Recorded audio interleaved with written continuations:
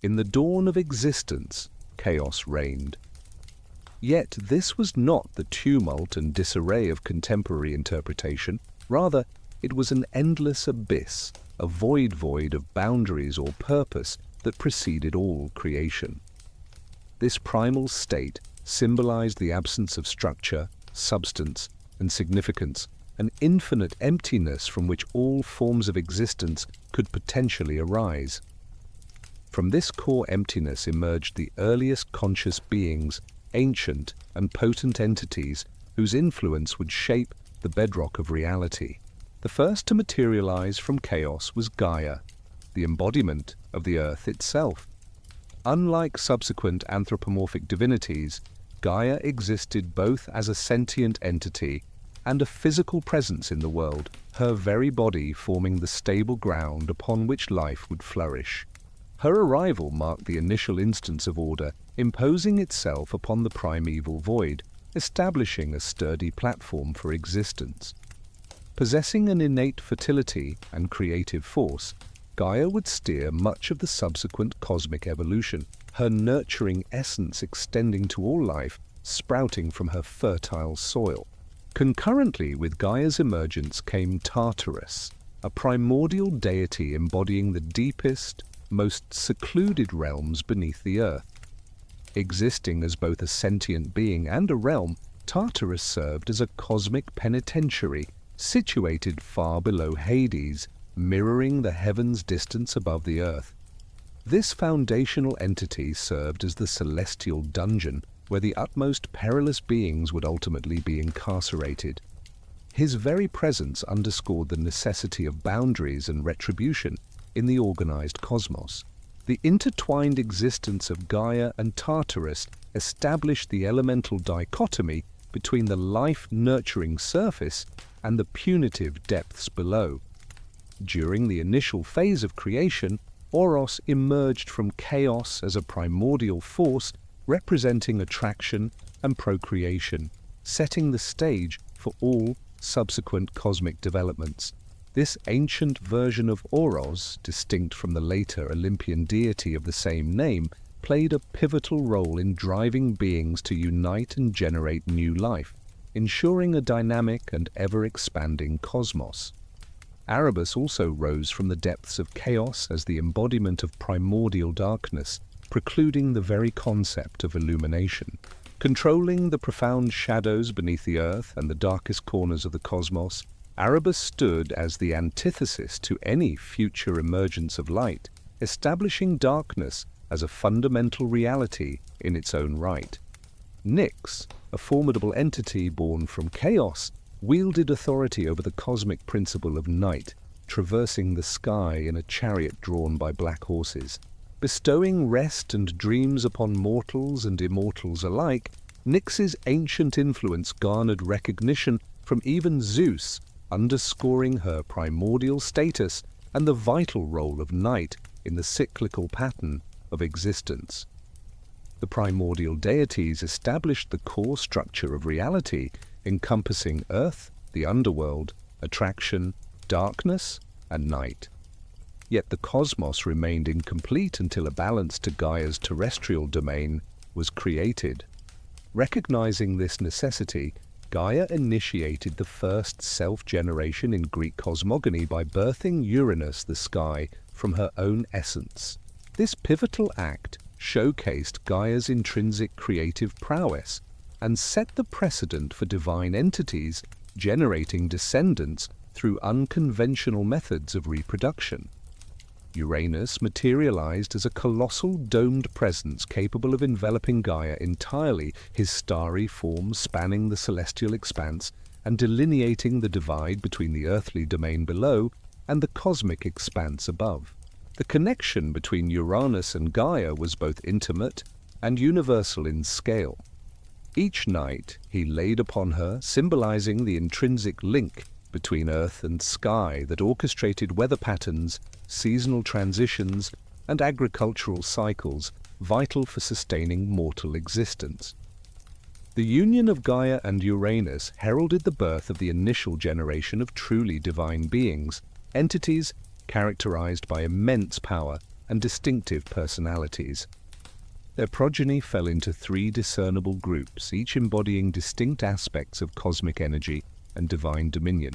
The foremost and most abundant of these offspring were the Titans, a group of 12 formidable entities destined to govern the cosmos preceding the ascendance of the Olympian gods. The Titans personified various crucial forces and abstract concepts intrinsic to the cosmos operation.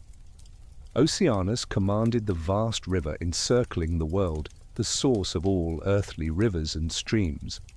Coeus presided over the heavenly axis around which the constellations orbited, while Creus governed the southern constellations. Hyperion governed the celestial illumination, acting as the progenitor of the sun, moon, and daybreak. Apotus emerged as the forefather of humankind through his progeny Prometheus, forging a link between the divine and mortal domains.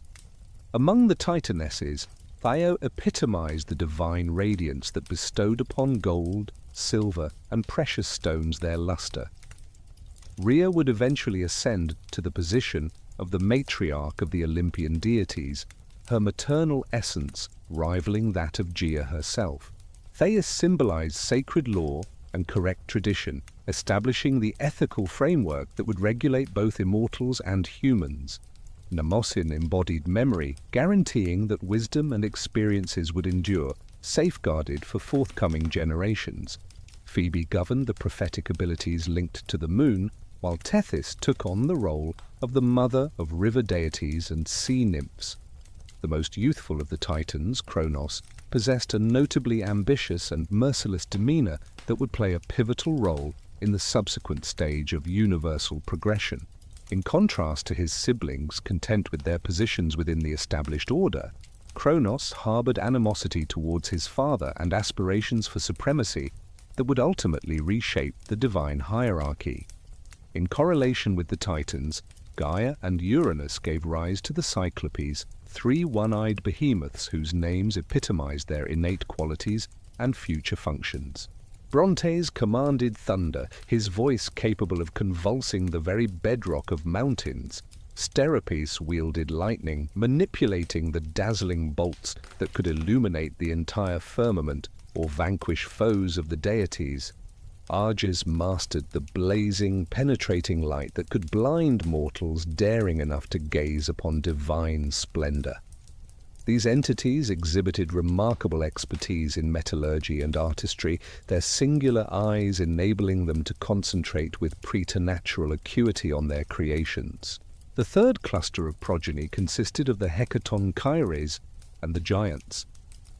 3 individuals whose very names convey their immense physical attributes are Cottus, Briareus, and Gages, each boasting 50 heads and 100 arms. Their multitude of limbs enabled them to expertly hurl rocks with the force of catapults, while their numerous heads granted them the ability to maintain unwavering vigilance in all directions. These remarkable beings embodied a formidable, sheer physical might capable of shifting the tides in any cosmic conflict, devoid of subtlety or divine influence. Notwithstanding, Uranus beheld his younger progeny with mounting apprehension and revulsion. Of the Cyclops and Hecatoncheires in particular, he perceived them as monstrous anomalies whose mere existence posed a threat to the orderly splendor of his celestial domain. Their extraordinary power and peculiar appearances hinted at forces that could potentially contest his dominion or disrupt the harmonious rapport he shared with Gaia. Rather than permitting these beings to reach their full potential, Uranus took the critical decision to promptly confine them following their birth. The prison selected by Uranus for his troublesome offspring was Gaia herself, compelling them back into her womb, where they languished in darkness, unable to wield their formidable abilities. This action inflicted excruciating physical anguish upon Gaia, as her form was stretched and contorted by the presence of these mighty beings who had already outgrown the confines suitable for such captivity. The incessant movements of these beings within her gave rise to earthquakes and volcanic eruptions, while their thunderous roars manifested as the ominous rumblings heralding seismic events. Beyond the physical torment, Gaia was consumed by profound emotional distress at the mistreatment of her children. Her maternal instincts implored her to shield and nurture all her offspring. Yet, Uranus's position of authority as her consort and the progenitor of these beings presented a complex dilemma that defied resolution through direct confrontation. Gaia's sense of natural order was profoundly disturbed by the injustice of imprisoning beings solely based on their appearance and potential power. The ongoing agony of their captivity rendered normal existence increasingly intolerable. Gaia's animosity towards Uranus escalated daily as she bore witness to the suffering of their children and his callous treatment towards them.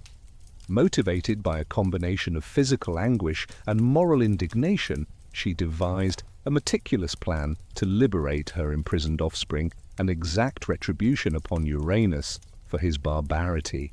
This intricate scheme hinged on strategic planning and the collaboration of her other progeny. The Titans, possessing more conventional appearances and a less overtly menacing presence, remained at liberty and could potentially be utilized as agents in her quest for vengeance. Gaia's awaited opportunity materialized through Kronos, whose aspirations harmonized seamlessly with her thirst for justice against Uranus. She approached the youngest Titan with a proposition that aligned with both their objectives. Kronos was to ambush and castrate his father during one of Uranus's customary nocturnal visits to Gaia, employing a custom-forged adamantine sickle supplied by her. Crafted from the toughest substance known to existence, this weapon was capable of slicing through divine flesh, ensuring that Uranus would never sire offspring again or maintain his despotic dominance over his progeny. The success of this plan necessitated precise timing and considerable valor. Given Uranus's formidable might and his readiness to obliterate any offspring who dared assail him, Kronos would need to bide his time until the moment of his father's vulnerability, and then act swiftly and resolutely before Uranus could retaliate. The successful implementation of this plan would not only liberate the imprisoned Cyclopes and Hecaton Chias, but also establish Kronos as the new ruler of the cosmos, thereby fulfilling his personal ambitions while upholding his mother's sense of justice. Upon the arrival of the designated night, Kronos positioned himself in a concealed place where he could observe Uranus's descent while remaining unseen by his father. As Uranus descended from the heavens to embrace Gaia, enveloping her in the usual manner of their nightly union, Kronos emerged from his concealment, wielding the gleaming adamantine sickle. The blade's supernatural sharpness was evident even to divine eyes as it caught the faint light present in the primordial darkness. In a swift and resolute move, Kronos struck at his father's genitals, the adamantine blade effortlessly slicing through divine flesh, akin to how a mortal knife cuts through water. Uranus's anguished cry reverberated through the cosmos, his pain and astonishment echoing across all levels of existence. The sudden withdrawal of the sky from Gaia marked the initial permanent separation between Earth and heaven, delineating the distinct realms that would define the cosmos thereafter. The dismembered genitals of Uranus descended towards Earth, their divine essence preventing them from simply falling and disappearing upon impact with the ground. Instead, they descended into the sea near the Isle of Cyprus, where their immortal nature immediately began to interact with the salt water in unexpected ways that defied the laws of nature. The divine flesh dissolved into the waves. Instead of dispersing harmlessly, it transformed into a supernatural foam that took on a life and consciousness of its own.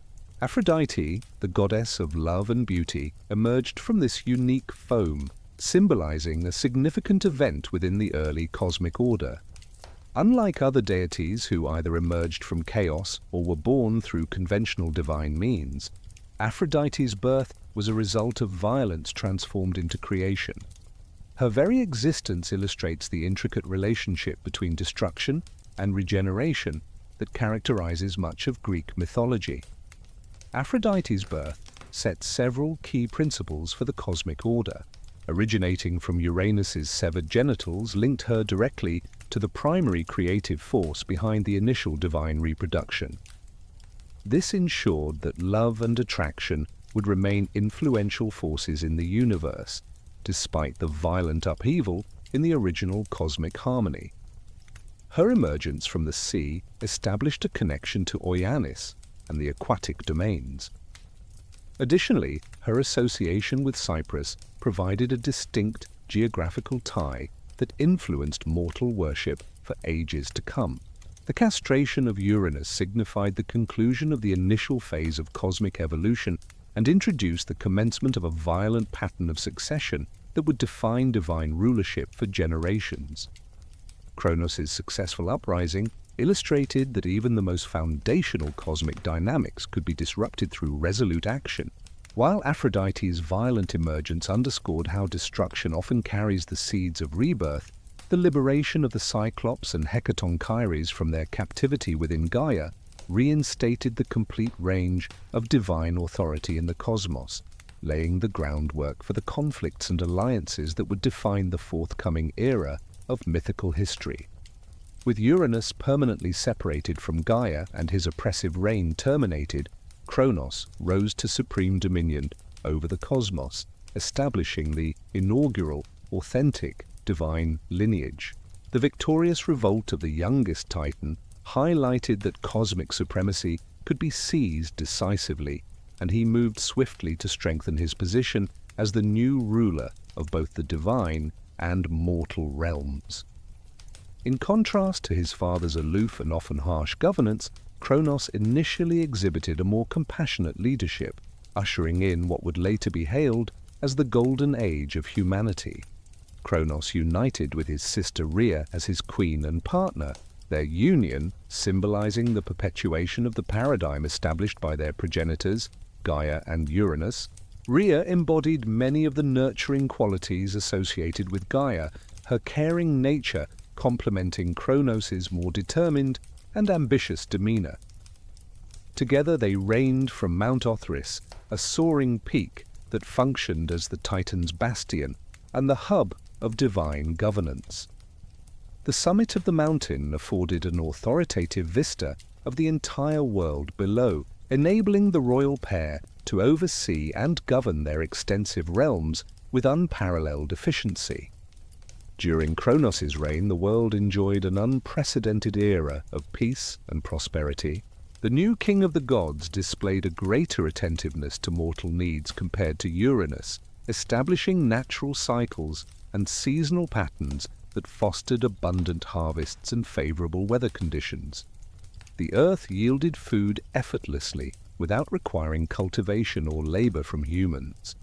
Rivers flowed with wine and honey, and trees bore fruit year-round independent of seasons. Wild animals coexisted harmoniously with humans, their predatory instincts temporarily subdued by divine command. Throughout this golden age, mortals lived for centuries, maintaining youthfulness and vitality throughout their prolonged lives. Ailments and weaknesses were nearly unheard of, and death, when it eventually arrived, was as gentle as sleep, devoid of pain or distress. Humans possessed an inherent wisdom and moral clarity that eradicated conflicts and crimes from their societies. Residing in compact, peaceful communities, they had no need for private possessions, as the earth provided abundantly for all necessities. Wars and intricate social hierarchies characteristic of later eras were non-existent. The lack of agriculture meant humans did not require tools, weapons, or advanced technology. They spent their time in contemplation, artistic pursuits, and tranquil interactions with nature and one another. Their extended lifespan enabled them to amass vast knowledge and experiences, Despite their humility and contentment, rather than ambition or curiosity, this harmonious coexistence mirrored Kronos' desire to govern subjects who posed no challenge to his supremacy, securing political stability across his domain. Nevertheless, this utopian era began to cast shadows in Kronos' mind as he pondered the circumstances of his ascension to power. The memory of Kronos' violent overthrow of Uranus continuously reminded him that divine authority could be claimed through rebellion. As the new king, he became increasingly preoccupied with the fear that one of his own children might challenge his rule. Witnessing his father's downfall had shown Kronos that even the mightiest cosmic beings were susceptible to determined offspring. He harbored no delusions of immortality or invincibility. His concerns deepened when Gaia, his mother, and the originator of cosmic prophecy, issued a warning that would reshape divine history. The Earth goddess, connected to the primal forces of creation, prophesied that one of Kronos' children would inevitably overthrow him, just as he had overthrown Uranus. This destined child would wield power surpassing Kronos' own abilities, ushering in a new divine era that would surpass the Titan's dominion. The prophecy remained vague on the specific identity of this child or the timing of the overthrow, leaving Kronos plagued by the unsettling knowledge of his fate without a clear threat to anticipate. Every future offspring became a potential adversary, yet the prophecy's certainty implied that efforts to deter it might inadvertently hasten its realization. This paradox inflicted a profound psychological torment on Kronos, consuming his thoughts and driving him to desperate measures. Kronos opted for a more direct and ruthless approach instead of embracing this destiny or striving to govern so wisely and justly that his offspring would not feel compelled to rebel. He made the decision to thwart the prophecy's realization by promptly disposing of each newborn child, consuming them before they could amass the strength needed to challenge his authority. Kronos' decision marked a significant distortion of his originally kind-hearted disposition, resulting in the transformation of the once wise and fair ruler from a bygone era into a fearful tyrant who was prepared to commit atrocious deeds in order to maintain his dominance. Following the birth of their first child, Hestia, when Rhea became a mother, Kronos promptly captured the infant goddess and consumed her whole, causing the newborn to disappear into his divine stomach. Although trapped within his immortal form, the child's own divine essence prevented her from perishing. This action deeply troubled Rhea, whose motherly instincts revolted against such treatment of her own flesh and blood. Nevertheless, Kronos' unwavering resolve to prevent the foreseen threat of his downfall superseded any regard for his wife's emotions or the natural bonds of parenthood. This grim pattern persisted with heartbreaking regularity as Rhea brought forth more offspring. Data, the future deity associated with agriculture and bountiful harvests, suffered the same fate as her elder sister, being swallowed alive immediately after her birth. Here, destined to ascend as the queen among the gods of Olympus, joined her siblings within the obscure recesses of Kronos' belly. Hades, the prospective sovereign of the underworld, and Poseidon, the forthcoming master of the seas, met identical destinies despite their formidable divine capabilities and potentialities. Every instance of filicide further corroded Kronos' character, exacerbating Rhea's torment and bitterness. The Titan Queen witnessed with utter helplessness as her spouse methodically dismantled their offspring, his anxious fixation on the prophesied doom superseding all other concerns. The children lingered within Kronos' corporeal shell, their divine essence hindering true demise. But enveloped in darkness, their growth stifled, inhibiting the blossoming of their individual talents and identities. Their prolonged confinement within their father's essence created unrelenting internal turmoil, corroding Kronos' mental fortitude and strategic acumen. At the onset of Rhea's sixth conception, the unbearable prospect of yet another progeny succumbing to Kronos' abyss was too much to bear. Having endured the anguish of losing 5 children, her compliance waned, transforming her into a resolute mother prepared to stake all for the salvation of her last offspring. In clandestine collaboration with Gaia, seeking the latter's guidance in circumventing Kronos' ruinous paranoia, Rhea embarked on a covert mission to safeguard her yet unborn child. Gaia, motivated by her own motives for Kronos' downfall, readily joined forces with Rhea. Possessing age-old knowledge of concealed havens and cryptic sanctuaries capable of shrouding even divine entities, the Earth goddess had grown disillusioned with Kronos' governance, which had eroded the magnanimous tenets of the earlier halcyon era. A meticulous scheme, requiring flawless timing and artful subterfuge, was crafted by the goddesses. As Rhea's labor commenced, she surreptitiously voyaged to Cree Island, specifically to a cave on Mount Ida, expertly prepared by Gaia as a haven. Veiled by lush foliage and potent divine spells, the cavern's entrance was shielded, ensuring Kronos remained oblivious to the arrival of his newborn son. Rewritten text. Deep within the cavern, Rhea delivered Zeus, the fated child destined to fulfill the prophecy and rise against his father's reign. The infant deity immediately displayed extraordinary characteristics and future prowess. His cries reverberated with divine authority, causing the cave walls to tremble, while his eyes gleamed with an inner radiance that illuminated even the darkest corners of the sanctuary. Even as a newborn, Zeus possessed a commanding aura that set him apart from ordinary divine offspring, his mere presence exuding potential for immense transformation.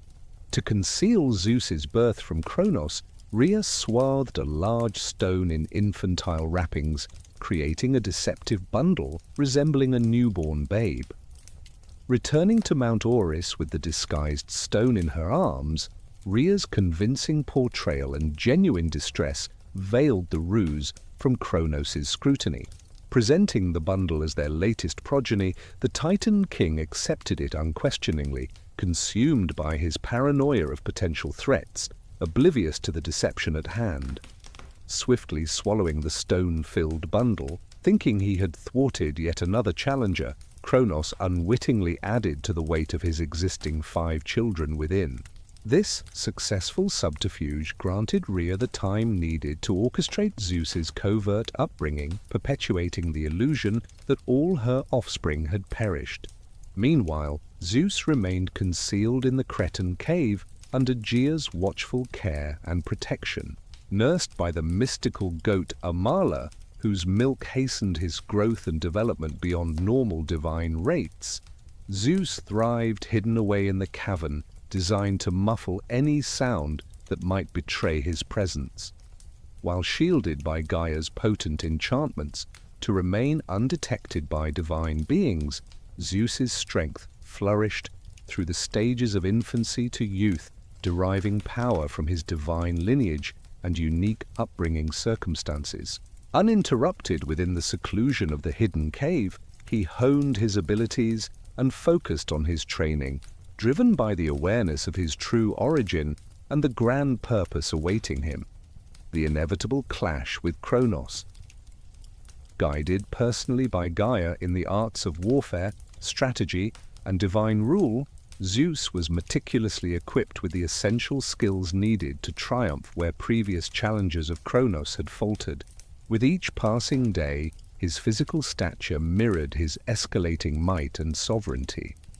Swiftly attaining full-grown form and vigor at an astonishing pace, Zeus bore a physique exuding impeccable proportions and an imposing demeanor befitting a future sovereign of the heavens. His voice resonated with thunderous authority, his eyes sparked with lightning's intensity, and every gesture carried a regal grace, setting him apart from his divine peers. His very essence hinted at the cosmic dominion he was destined to command. Upon reaching maturity, Zeus recognized that the moment had arrived to confront his father and liberate his captive siblings. However, the endeavor demanded more than sheer divine might. With Kronos' centuries-long reign and the allegiance of most titans to contend with, Zeus required allies, strategic finesse, and precise timing to ensure success, as a direct assault would likely prove ineffective. His primary focus lay in liberating his siblings from captivity inside Kronos' body, recognizing their combined strength as crucial for a successful uprising. Disguised, Zeus approached his father, offering a drink in honor of his rule, which unknowingly contained a potent emetic provided by Gaia.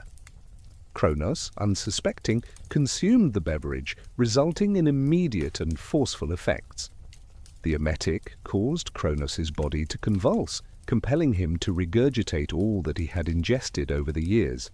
In reversal, the stone that Rhea had disguised as Zeus was expelled first, followed by Poseidon, Hades, Gaia, Data, and lastly, Hestia, all appearing fully grown and empowered despite their lengthy confinement.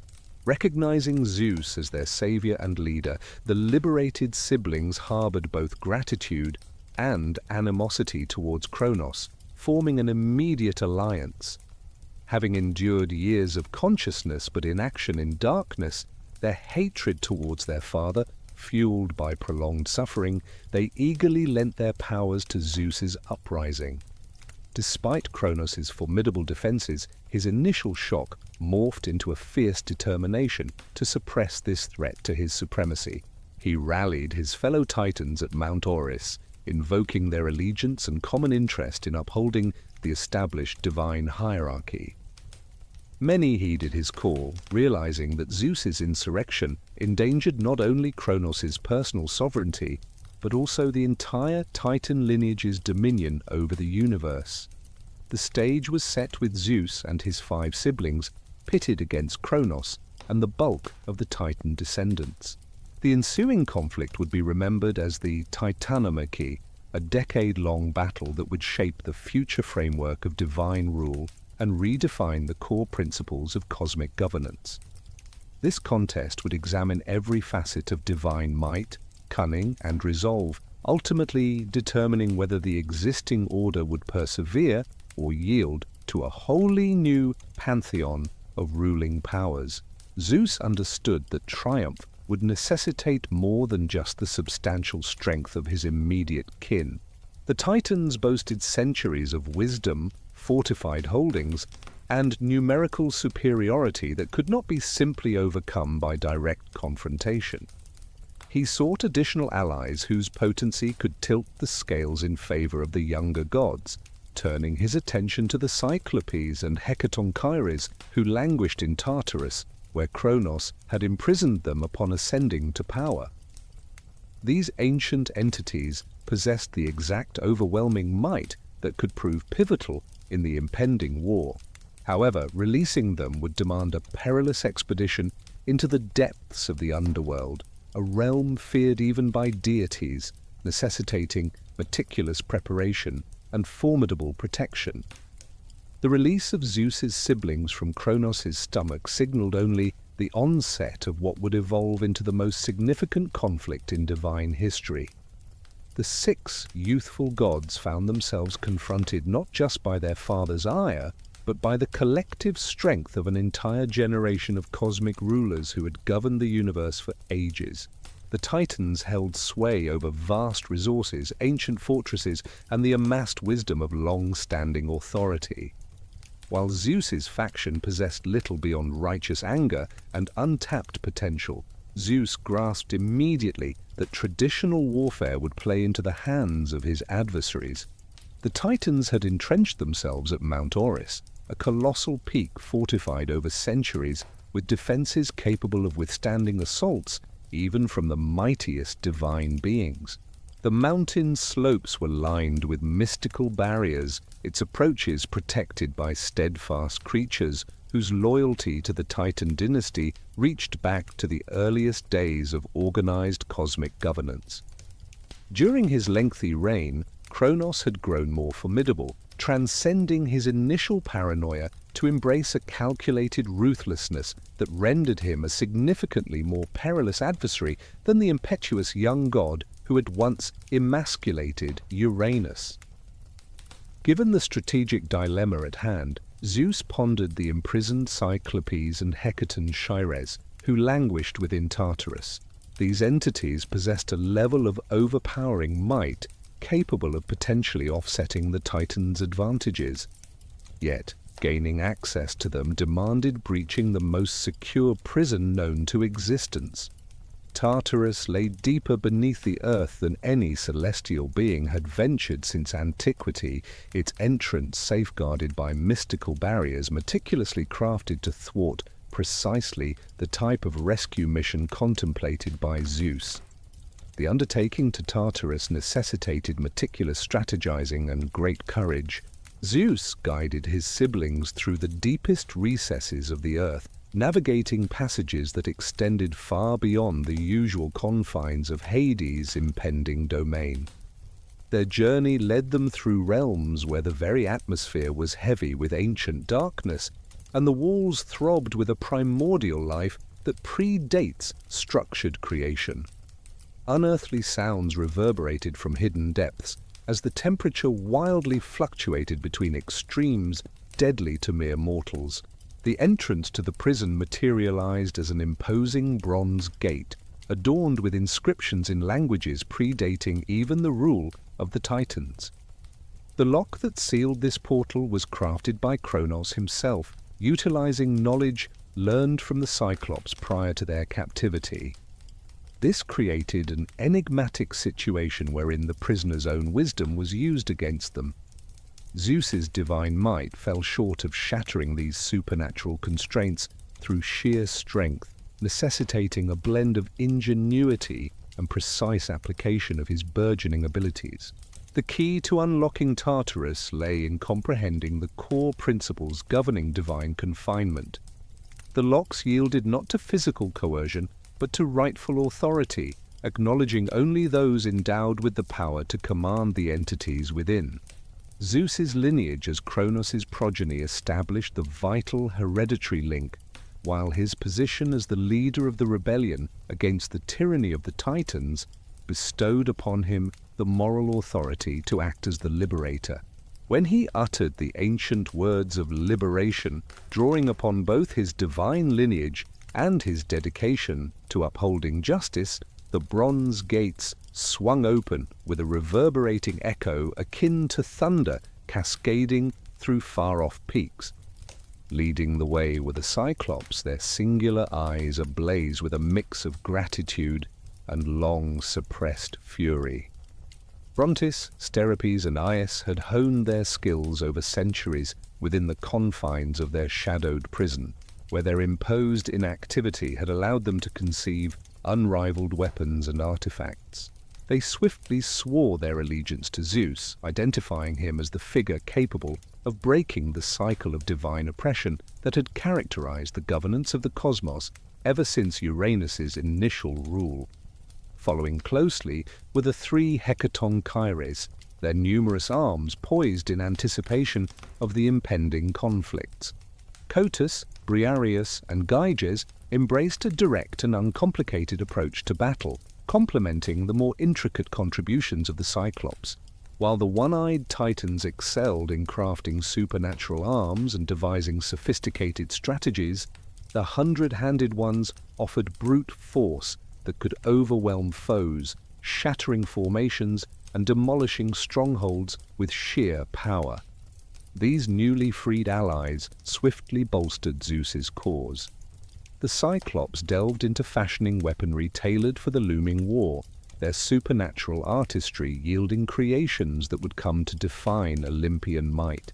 Among these they forged the thunderbolt for Zeus, a weapon that harnessed the unbridled potency of lightning into a projectile capable of striking with pinpoint precision. Crafting the thunderbolt necessitated the acquisition of rare materials sourced from the farthest reaches of the universe. The core housed crystallized lightning, aged in storm clouds for millennia. Poseidon acquired the trident, a three-pronged weapon commanding the seas, causing earthquakes, and splitting solid rock with a single blow. Its prongs were crafted from metal tempered in deep ocean trenches, transforming ordinary materials into substances capable of channeling divine authority over aquatic realms. The weapon's shaft bore inscriptions resonating with water's fundamental frequencies, enabling its wielder to control everything from rainfalls to tsunamis. For Hades, the Cyclops forged the Helm of Invisibility, a crown-like artifact rendering the wearer completely undetectable. Constructed with shadows untouched by light, woven with ancient techniques, predating Earth's separation from the sky. When worn, it allowed Hades to move unseen, gather intelligence, and strike enemies off guard. With these powerful allies and supernatural weapons, Zeus's forces commenced their assault on Mount Olympus, igniting a decade-long war. The conflict reshaped the world's physical geography, setting the future structure of divine authority while surpassing cosmic history's previous intensity. 2 generations of gods unleashed their full power, clashing without restraint or mercy. Although the Titans initially held significant advantages, the battle continued with fervor and determination. Their fortifications on Mount Olympus had been meticulously engineered to endure siege warfare, featuring multiple defensive layers strategically designed to funnel attacking forces into deadly zones where overwhelming firepower could swiftly annihilate even adversaries of divine stature. For centuries, Kronos had diligently prepared for precisely this type of formidable adversary, his deep-seated apprehension of potential uprisings driving him to undertake extensive military readiness measures that now proved crucial. The initial skirmishes vividly illustrated the catastrophic impact of divine warfare when carried out unrestrained. Zeus's thunderbolts had the power to fracture mountainsides and set entire continents ablaze, whereas Poseidon's trident unleashed earthquakes capable of reshaping coastlines and forming new inland seas. In response, the Titans harnessed their own supernatural capabilities. Hyperion manipulated celestial light to produce blinding flashes that could disorient foes for days, while Oianis redirected rivers and streams to inundate enemy positions. The Hecate and Chasers emerged as formidable assets in these immense confrontations, utilizing their multitude of arms to launch boulders with the swiftness of catapults, and their many heads granting them unparalleled battlefield awareness to thwart flanking maneuvers. Each of the 3 brothers possessed the ability to independently defend positions that would necessitate entire armies of lesser entities. Their supernatural resilience enabled them to sustain peak combat performance throughout extended engagements lasting for months without respite. As the conflict escalated, its repercussions began to imperil the equilibrium of the entire cosmos. The ceaseless earthquakes triggered by divine clashes induced profound geological disturbances that reshaped continents and gave rise to new mountain ranges. The recurrent utilization of thunderbolts and other weather-altering weaponry disrupted normal atmospheric conditions, resulting in catastrophic storms in some regions while causing unnatural droughts in others. The very essence of reality appeared to shudder under the relentless onslaught of divine forces operating at their peak power. A pivotal moment arose when Zeus came to the realization that achieving victory necessitated more than just military might. The Titans' defiance derived strength from their belief that they embodied rightful authority and universal harmony, with their centuries-long reign fostering deep-rooted loyalties among various otherworldly beings loyal to the established order. In order to truly overcome them, Zeus had to prove that his revolution was not driven solely by ambition, but by authentic justice and superior governance. This understanding prompted Zeus to shift his focus towards isolating Kronos from his supporters, rather than simply overpowering them through sheer force. He initiated a strategy of reaching out to individual titans, offering them pardon and influential roles within the emerging new system. Realizing that many had aligned themselves with Kronos more out of habit and family ties than out of genuine support for his increasingly oppressive methods, the younger generation's evident moral ascendancy, coupled with their mounting military triumphs, gradually destabilized the once unified front of Titan resistance. The final attack on Mount Olympus necessitated the strategic alignment of all of Zeus's strengths in a unified, decisive offensive aimed at permanently breaking the Titan resistance.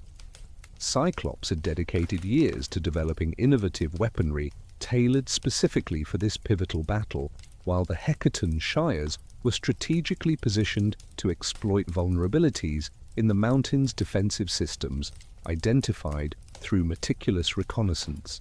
Zeus himself had perfected the Thunderbolt's capabilities, honing his proficiency with the weapon to accurately wield lightning that could target individual adversaries amidst the tumult of large-scale warfare. As the battle commenced, Zeus's forces advanced up the slopes of Mount Olympus under the concealment of a supernatural storm, merging natural weather phenomena with divine power. Amidst thunder echoing incessantly overhead and intermittent flashes of lightning illuminating the battlefield, revealing the advancing assailants before plunging them back into obscurity, the Titans retaliated with their own meteorological arsenal, conjuring conflicting weather patterns that spawned tornadoes, hailstorms, and other atmospheric disruptions of unparalleled ferocity. Leading the direct assault on the mountain's fortifications, the Hecaton Charaisers utilized their 100 arms to dismantle defensive structures that had withstood centuries of previous attacks. Cotus focused on breaching the main gates, harnessing his supernatural might to forcibly remove bronze impediments from their hinges and fling them aside effortlessly. In tandem, Briareus and Gyges targeted the flanking positions, synchronizing their efforts to prevent the defenders from concentrating their firepower on any singular area of the assault. Concurrently, Hades employed his helm of invisibility to infiltrate the mountain's interior defenses, surveilling Titan positions while subverting critical defensive installations from within. The unseen presence he possessed enabled him to strategically strike at pivotal moments, ensuring maximum disruption to enemy coordination. His thorough knowledge of the fortress's internal layout was instrumental in guiding the main assault forces along the most efficient approach routes.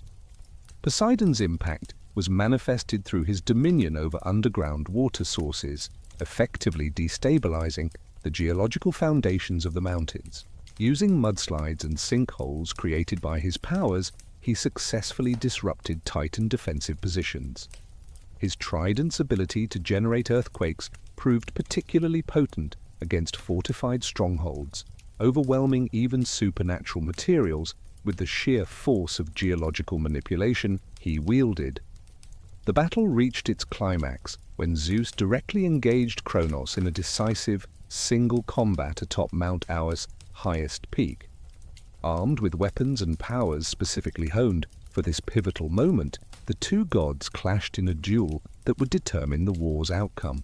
Kronos brandished a scythe reminiscent of the one used against Uranus, its adamantine blade capable of piercing through any divine defense. Meanwhile, Zeus harnessed the devastating power of his thunderbolts, along with his unmatched speed and agility.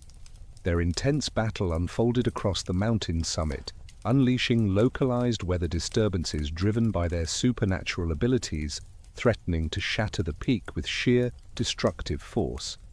Initially, Kronos' experience and cunning granted him formidable advantages honed over centuries of rule and combat prowess unknown to Zeus. However, the younger god's superior physical prowess and unwavering moral resolve gradually began to tip the scales in his favor. His father's desperate self-preservation fell short in comparison to his righteous anger, which served as a strong driving force. The pivotal moment arrived when Zeus successfully struck Kronos with his thunderbolt, overwhelming the Titan's defenses with divine lightning and leaving him in a state of shock and vulnerability. Rather than dealing a fatal blow, Zeus opted to showcase mercy, a trait that would characterize his future reign, by binding Kronos with supernatural chains that incapacitated him while sparing his life. This act of clemency not only impressed Kronos' remaining supporters, prompting many to switch allegiance, but also led to the swift collapse of organized Titan resistance following Kronos' capture. Most defenders surrendered immediately, realizing the futility and harm in continuing hostilities. Though a few staunch loyalists attempted to prolong the conflict through guerrilla tactics, their fragmented and resource-deprived efforts posed little threat to Zeus's ascendant authority. As the war drew to a close, Zeus faced crucial decisions regarding the handling of defeated foes and the structure of his nascent government. Opting for a nuanced approach, he refrained from executing or subjecting the Titans to harsh imprisonment, instead offering pardons in return for pledges of loyalty to the new regime. Leveraging the Titans' ancient knowledge and administrative capabilities, Zeus recognized them as valuable assets essential for governing the cosmos under Olympian rule. However, the most dangerous and unrepentant Titans were imprisoned in Tartarus, the very prison from which Zeus had previously freed the Cyclops and Hecaton Shires. Kronos himself, along with some of his staunchest followers, was shackled in the deepest levels of this supernatural dungeon, under constant watch by their Hecaton Chiz. This arrangement not only served as a form of punishment for their transgressions, but also as a warning against potential future uprisings, illustrating that even the mightiest entities were not exempt from facing consequences indefinitely. The designation of Tartarus as a correctional facility for divine wrongdoers set a significant precedent for Olympian justice. In contrast to the arbitrary brutalities of past divine reigns, Zeus's punitive system was established upon lucid principles of measured retribution and authentic deterrence. The conditions within the prison were rigorous yet not needlessly harsh, intended to thwart any escape attempts and discourage further insurrections, rather than merely causing suffering for its own sake. Having concluded the Titanomachy and solidified his rule, Zeus confronted the intricate challenge of structuring a novel system of cosmic governance. The functioning of the universe demanded diligent oversight to uphold the natural cycles and divine interventions that sustained mortal existence. Amid the transition from the rule of the Titans, the various supernatural entities that had served them necessitated reassignments and new roles under the Olympian order. The decisions made by the young deity during this transitional phase would determine whether his triumph ushered in actual enhancements to cosmic management or merely exchanged one form of oppression for another. The initial critical decision entailed the distribution of authority among Zeus's siblings, each of whom had made substantial contributions to the victory and merited acknowledgement for their endeavors. Rather than personally attempting to oversee every aspect of cosmic governance, Zeus opted to assign key responsibilities to family members whose skill sets and interests aligned with specific domains of divine power. The cosmos was divided among the three brothers in a manner that aligned with their unique strengths and preferences. Zeus retained control of the sky and upper atmosphere due to his expertise in weather phenomena and his role as the supreme ruler of the gods. His mastery of celestial events, symbolized by his thunderbolt, coupled with his leadership in the rebellion, granted him the moral authority to make final decisions on cosmic matters. Poseidon was granted dominion over the seas and all bodies of water, a domain that complemented his trident powers and ability to manipulate aquatic phenomena. Managing the oceans, vital to mortal life, required constant vigilance to balance the forces at play, from life-giving to destructive. His temperament, blending creativity with occasional volatility, suited him to oversee waters of dual nature. Hades assumed control of the underworld and the realm of the dead, a responsibility that suited his preference for solitude and sense of justice. Equipped with his helm of invisibility, he navigated the shadowy realms effortlessly. His solemn demeanor befitted his function of judging souls and upholding order among the deceased. This tripartite division left the earth as neutral ground where each brother exercised authority within their domains. The mortal populace engaged with all three deities based on their pursuits and requirements, with the terrestrial realm acting as the paramount arena for divine involvement in human matters. This configuration prevented any single god from amassing excessive power, while ensuring that all facets of cosmic administration received due attention from competent divine overseers. Mount Olympus's establishment as the fresh headquarters of divine governance signified a symbolic departure from the past order while offering practical benefits for cosmic management. Contrary to Mount Olympus, which was primarily selected for its defensive attributes, Olympus was chosen for its strategic vantage point overlooking both mortal and divine domains, its agreeable climate, and its convenience for the various supernatural entities, necessitating regular interaction with the ruling pantheon. The mountain's peak was transfigured by divine might into a resplendent array of palaces, assembly chambers, and administrative edifices that mirrored the Olympians' refined aesthetic sensibilities and their dedication to a more transparent and inclusive style of governance. Whereas the Titans had reigned from imposing strongholds designed to intimidate and isolate, the Olympians established a governmental seat that welcomed guests and fostered the type of frequent engagement between leaders and subjects that was unattainable under the previous order. Nonetheless, Zeus's triumph brought about fresh challenges that would demand meticulous handling to avert future discord. The vanquishing of the Titans had eradicated a prospective cohort of adversaries, yet it had also revealed that divine supremacy could be effectively contested through orchestrated insurrection endorsed by significant power. Other supernatural entities, nursing grievances against the nascent regime, might be enticed to emulate Zeus's actions, initiating a cycle of violent secession capable of indefinitely disrupting cosmic administration. Zeus's assertion of authority over the cosmos signaled the dawn of a new chapter in divine governance. The young king of the gods quickly realized that triumph in war only laid the groundwork for the intricate challenges of peaceful governance. Upholding the delicate equilibrium crucial for both mortal and immortal life demanded constant vigilance over the universe.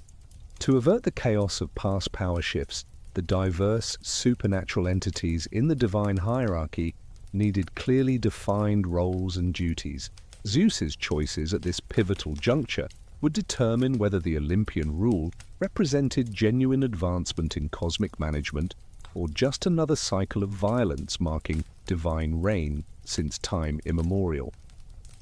Zeus's royal position encompassed various interlocking roles that mirrored his personal capabilities and the pragmatic demands of cosmic rule. His central persona as the god of the sky bestowed upon him direct authority over weather patterns, atmospheric phenomena, and celestial occurrences shaping every facet of human existence.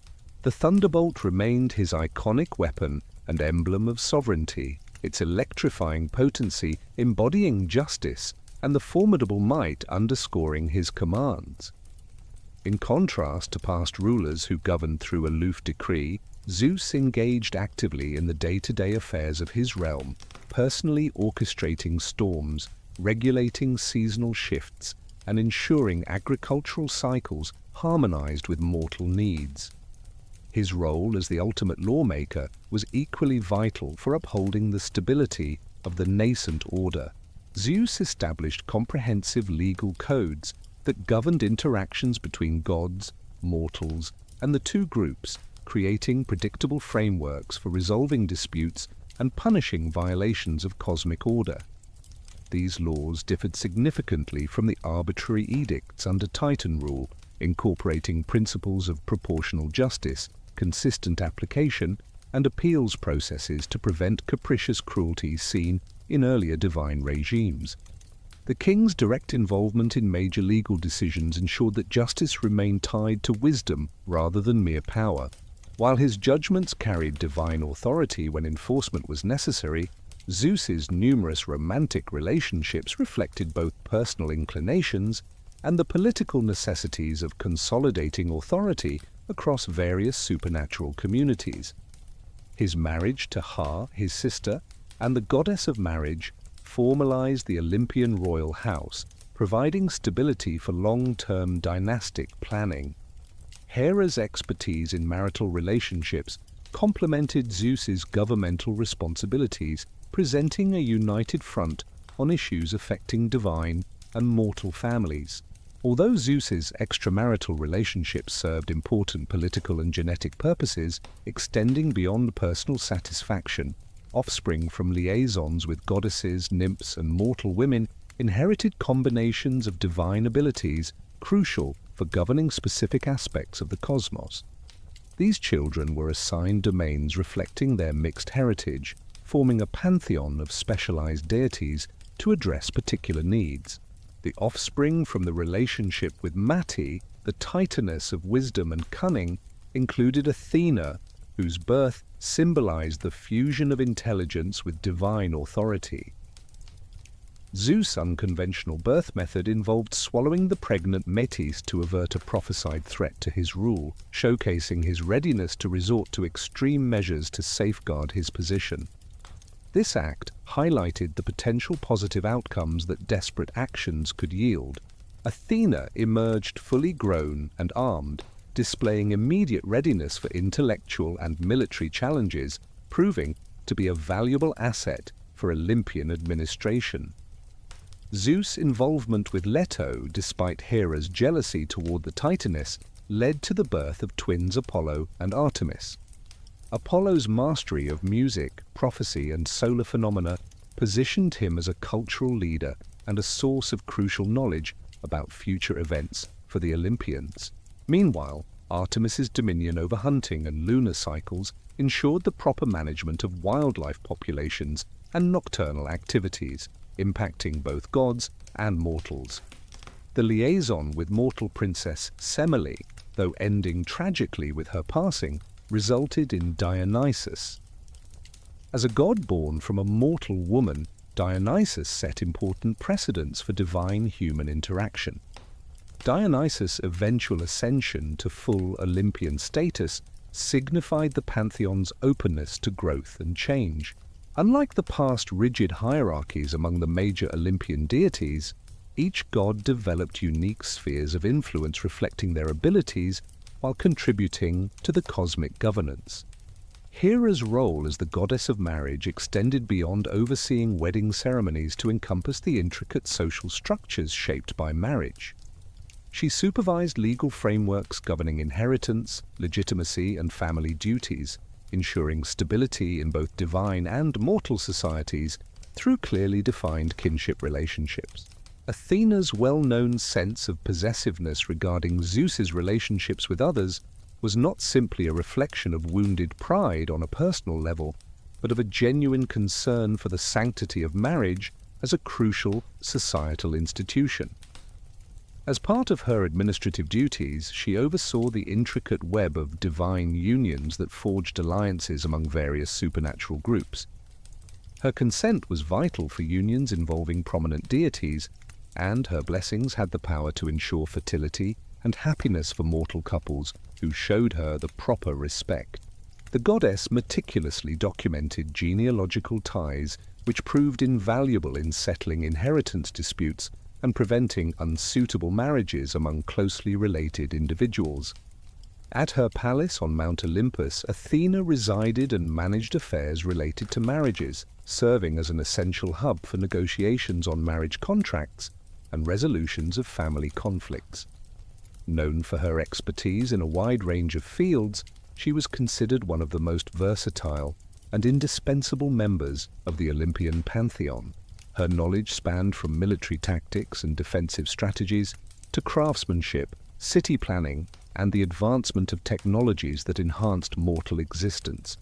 In contrast to Ares, who reveled in the tumult and brutality of battle, Athena viewed warfare as a puzzle to be solved with precision through analytical thinking and strategic execution. Her strategic approach favored defensive postures, superior armaments, and cooperative teamwork over individual feats of heroism or reckless aggression. Beyond her military contributions, Athena played a significant role in advancing human civilization by personally instructing mortals in the arts of weaving, pottery, metalworking, and other crafts that refined raw materials into practical objects. Emphasizing technical proficiency and artistic mastery in her teachings, the goddess left a profound impact on the development of urban spaces, guiding mortals in creating functional layouts, robust defenses, and communal structures that not only fulfilled practical needs but also adhered to aesthetic standards honoring the divine. The close relationship between Athena and Zeus, stemming from her unique birth and shared commitment to justice and order, made her the primary advisor to her father on matters requiring deep analysis and long-term planning. Her wise counsel was invaluable in decisions affecting the stability of divine governance, as her virgin status granted her independence from romantic entanglements that could compromise her impartiality. This ensured that her advice remained untainted by personal motives or family obligations. Apollo's intricate divine nature positioned him as one of the most intricate and impactful Olympians, necessitating a delicate balance between his various roles to prevent conflicts. As the god of the sun, his control over the daily cycle of light and darkness regulated both natural processes and human activities. His chariot's journey across the sky provided the consistent illumination crucial for agriculture, navigation, and various mortal pursuits, demanding supernatural endurance and meticulous attention to detail to maintain seasonal patterns and agricultural cycles. Renowned for his mastery of music and poetry, Apollo led the Muses and championed artistic endeavors that transcended mere survival, with his lyre capable of pacifying beasts, inspiring heroic deeds, or inducing prophetic trances in mortals. Personally teaching music to chosen mortals, he fostered generations of skilled performers whose talents reflected their divine training. Apollo's exacting standards for artistic excellence were unwavering, and challengers in musical contests faced severe repercussions for daring to rival his supremacy. Apollo's prophetic insights were a crucial source of intelligence for the Olympians, conveyed through enigmatic riddles and ambiguous phrases that demanded meticulous interpretation. Among the most renowned of his oracular sanctuaries was the temple at Delphi, which emerged as a significant locus for interactions between gods and mortals. Pilgrims hailing from distant lands converged at this sacred site to seek enlightenment on a range of matters spanning personal choices to matters of statecraft. The Pythia, Apollo's priestess at Delphi, delivered her prophecies while in a trance, induced by vapors emanating from the abyss beneath the temple. Her mysterious pronouncements offered genuine glimpses into forthcoming possibilities, veiling divine knowledge in an aura of enigma. Artemis, in complement to her twin brother's solar aspects, held sway over lunar occurrences and activities associated with the night. As the deity of the hunt, she oversaw the intricate balance between predators and prey that underpinned ecological harmony, ensuring the stability of wildlife populations while furnishing humanity with sustenance. Her unparalleled prowess in archery designated her as the patroness of huntsmen who valued skill and precision over brute strength, her favor imperative for those seeking to procure game with restraint and compassion. Artemis's dual roles as safeguard of young animals and guardian of maidenhood underscored her dedication to preserving innocence and nurturing potential until the propitious moment for their fruition. Accompanied by a retinue of chaste nymphs bound by vows of purity, Artemis provided them with otherworldly powers and shielded them from unwelcome advances. Her own chastity epitomized her complete autonomy from romantic entanglements that might impair her discernment or dilute her allegiance between personal yearnings and divine obligations. Artemis's monthly passage through the night sky in her silver chariot not only illuminated nocturnal activities, but also influenced tidal cycles along coastal regions and the reproductive patterns of numerous species. Artemis wielded arrows capable of delivering swift, painless death or healing, depending on her judgment of the individual's worthiness and the circumstances of their encounter with her divine presence. Aphrodite's emergence from the sea foam created by Uranus's castration granted her a unique status within the Olympian pantheon, predating Zeus's ascent to power. As the goddess of love and beauty, Aphrodite controlled the fundamental forces of attraction, driving reproduction, artistic inspiration, and emotional bonds within communities.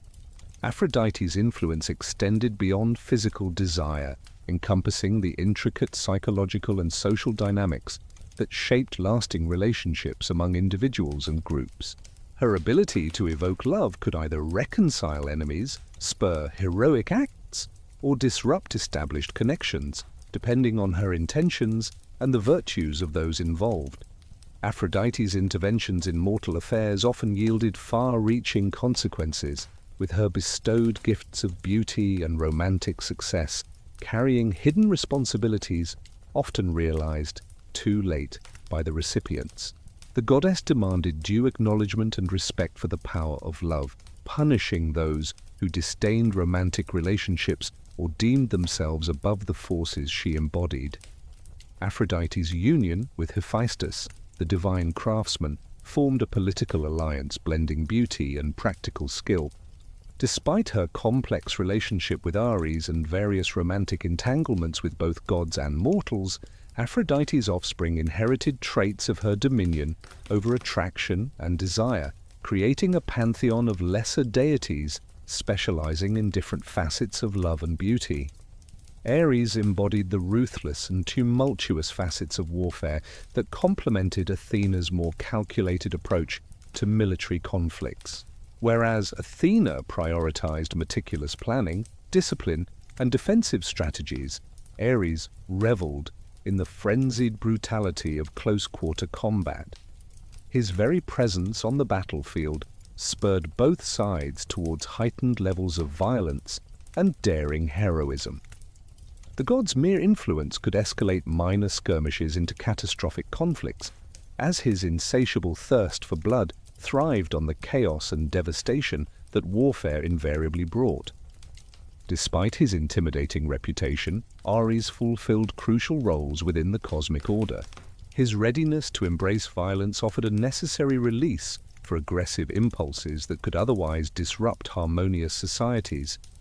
Moreover, his protection of valiant and honorable warriors ensured that the virtues of military prowess remained esteemed even in times of peace. The god's intricate relationship with Aphrodite mirrored the intricate interplay between love and war, passion and violence that characterized various aspects of divine and mortal existence. The dynamics between these prominent Olympians weaved a complex tapestry of alliances, rivalries, and mutual dependencies that influenced divine politics and their interactions with mortal devotees. As the king of the gods, Zeus bore the responsibility of mediating disputes among his divine counterparts while upholding his own sovereignty. This delicate balancing act necessitated both diplomatic finesse and occasional displays of overwhelming power. Zeus's judgments regarding divine domains, marriages, and punishment of transgressions set precedents that would shape cosmic governance for generations to come. The establishment of divine order under the rule of Zeus established a solid basis for cosmic governance. Yet the universe lacked completeness without mortal beings to inhabit the earth and offer proper reverence to the gods. The creation of humanity would prove intricate, involving various divine interventions and reflecting the conflicting interests of Olympian deities who desired to mold mortal nature based on their individual priorities and philosophical viewpoints. The chief architect behind human creation was Prometheus, a titan whose name signified forethought and whose intellectual prowess set him apart even among his highly gifted contemporaries. In contrast to several titans who sided with Kronos in the Great War, Prometheus acknowledged Zeus's superior moral standing and played a pivotal role in assisting the Olympian cause. His strategic guidance and extensive knowledge of Titan vulnerabilities greatly contributed to Zeus's triumph, earning him a position of esteem in the newly established divine hierarchy. Despite his Titan lineage, Prometheus possessed a unique blend of artistic vision and practical engineering expertise that rendered him exceptionally well suited for the intricate task of crafting mortal beings. Drawing from centuries of interactions with diverse, supernatural entities, his insight into divine characteristics equipped him with the understanding needed to create humans who would serve the gods effectively while also retaining the capacity for independent existence.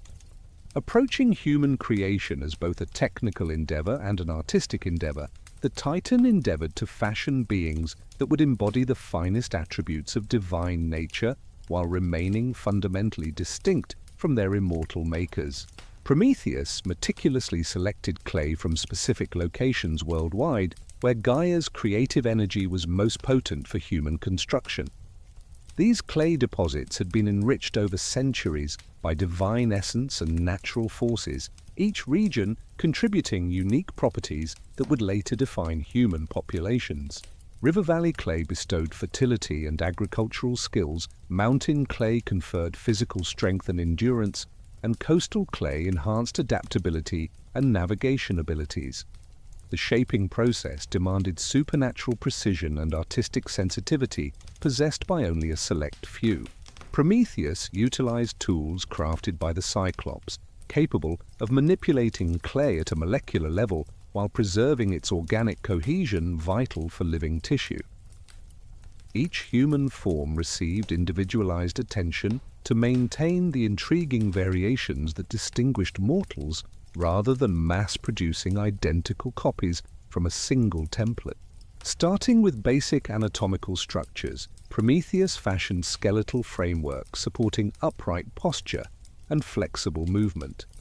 These proportions balanced divine aesthetics with practical needs, crafting limbs for both fine manipulation and heavy labor, torsos for vital organ housing, and appropriately sized heads to accommodate complex cognitive processes without excessive energy demands of divine beings.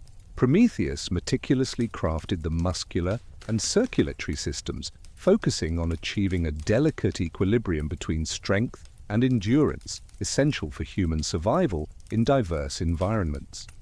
The cardiovascular network he engineered could acclimate to various altitudes and climates, while the muscular framework provided ample power for tasks such as agriculture, construction, and defense, deliberately avoiding superhuman abilities that could provoke challenges to divine authority. Prometheus's crowning achievement was the development of the nervous system, which featured intricate pathways for processing sensory input, coordinating physical responses, and facilitating abstract thinking unique to humans among mortal beings. The brain, masterfully designed by Prometheus, boasted memory storage capabilities for accumulating knowledge over decades, emotional centers enabling artistry and love, and reasoning functions to solve problems and adapt to changing situations. Yet, these meticulously sculpted forms remained inert until Athena bestowed the divine spark necessary to breathe life into them. Recognizing the pivotal nature of her act, Athena approached her contribution with solemn reverence, fully aware that her gift held the power to transform Prometheus's creations from mere sculptures into living beings endowed with autonomy and potential for growth. Athena's breath carried not only animation, but also elements of divine intelligence, enabling humans to learn, innovate, and cultivate their cultures and technologies. Bestowing each clay form with a portion of her wisdom, Athena intentionally curtailed this gift to prevent mortals from attaining knowledge at a divine level that could fuel arrogance or peril. The divine essence endowed humans with a sense of curiosity towards their surroundings, the ability to identify patterns and connections, and the capacity for moral reasoning to distinguish right from wrong. the moment of animation unfolded dramatically and profoundly. As Athena's breath infused the clay figures, their forms blushed with the warmth of living flesh, their eyes unveiled a glimmer of consciousness, and their chests commenced the rhythmic ebb and flow of independent breath. The first humans were stirred into existence with expressions of awe and bewilderment, their newly awakened minds grappling to make sense of the influx of sensory data that came along with consciousness. These early humans epitomized the apex of mortal creation, embodying all the virtues Prometheus and Athena aimed to instill, devoid of the vices that would later mark their offspring. They awoke in a world meticulously prepared by Zeus for their welfare. It was a realm where the earth generously catered to all their needs without necessitating toil or hardship. This inaugural generation of humanity inaugurated what would resonate as the Golden Age, an epoch in which mortals coexisted harmoniously with nature and the divine entities. The humans of that era enjoyed lifespans that endured for centuries, their bodies retaining youthfulness and vigor throughout their protracted existence. Maladies and physical frailties were foreign to them, and when death eventually came, it approached as gently as slumber, devoid of pain or trepidation. The denizens of the Golden Age dwelled in small communities dispersed across the most fertile terrains of the earth. Their settlements were notable for collaboration and mutual aid, rather than rivalry or discord.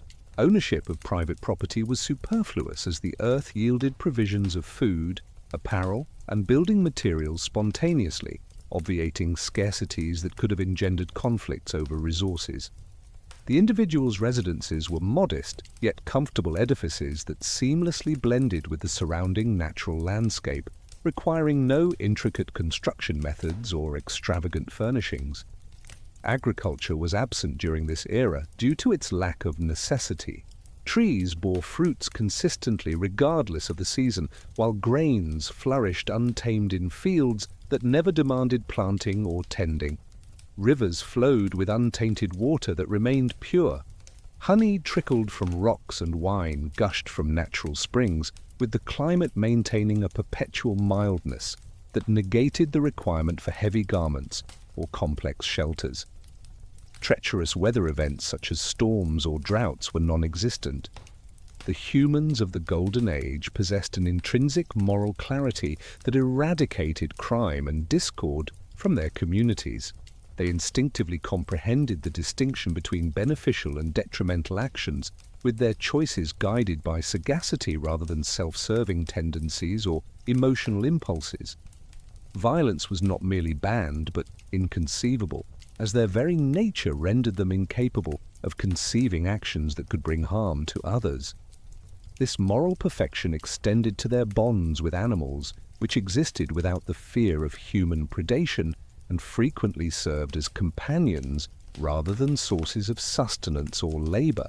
Despite their lack of intricate technology, their intellectual abilities enabled them to cultivate refined philosophical and artistic customs.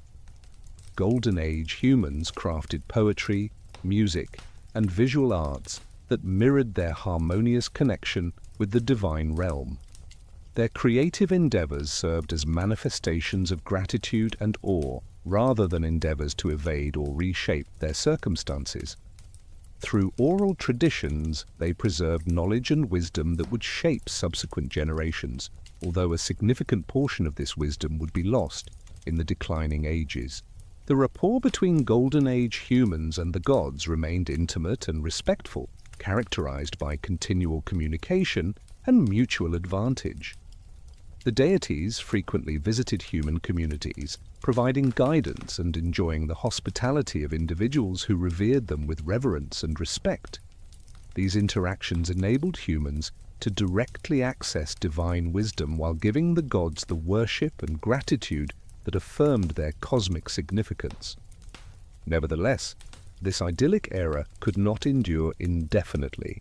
The ancient humans of the Golden Age, despite their ethical excellence and prolonged lives, remained mortal beings whose eventual demise removed them from the earthly realm.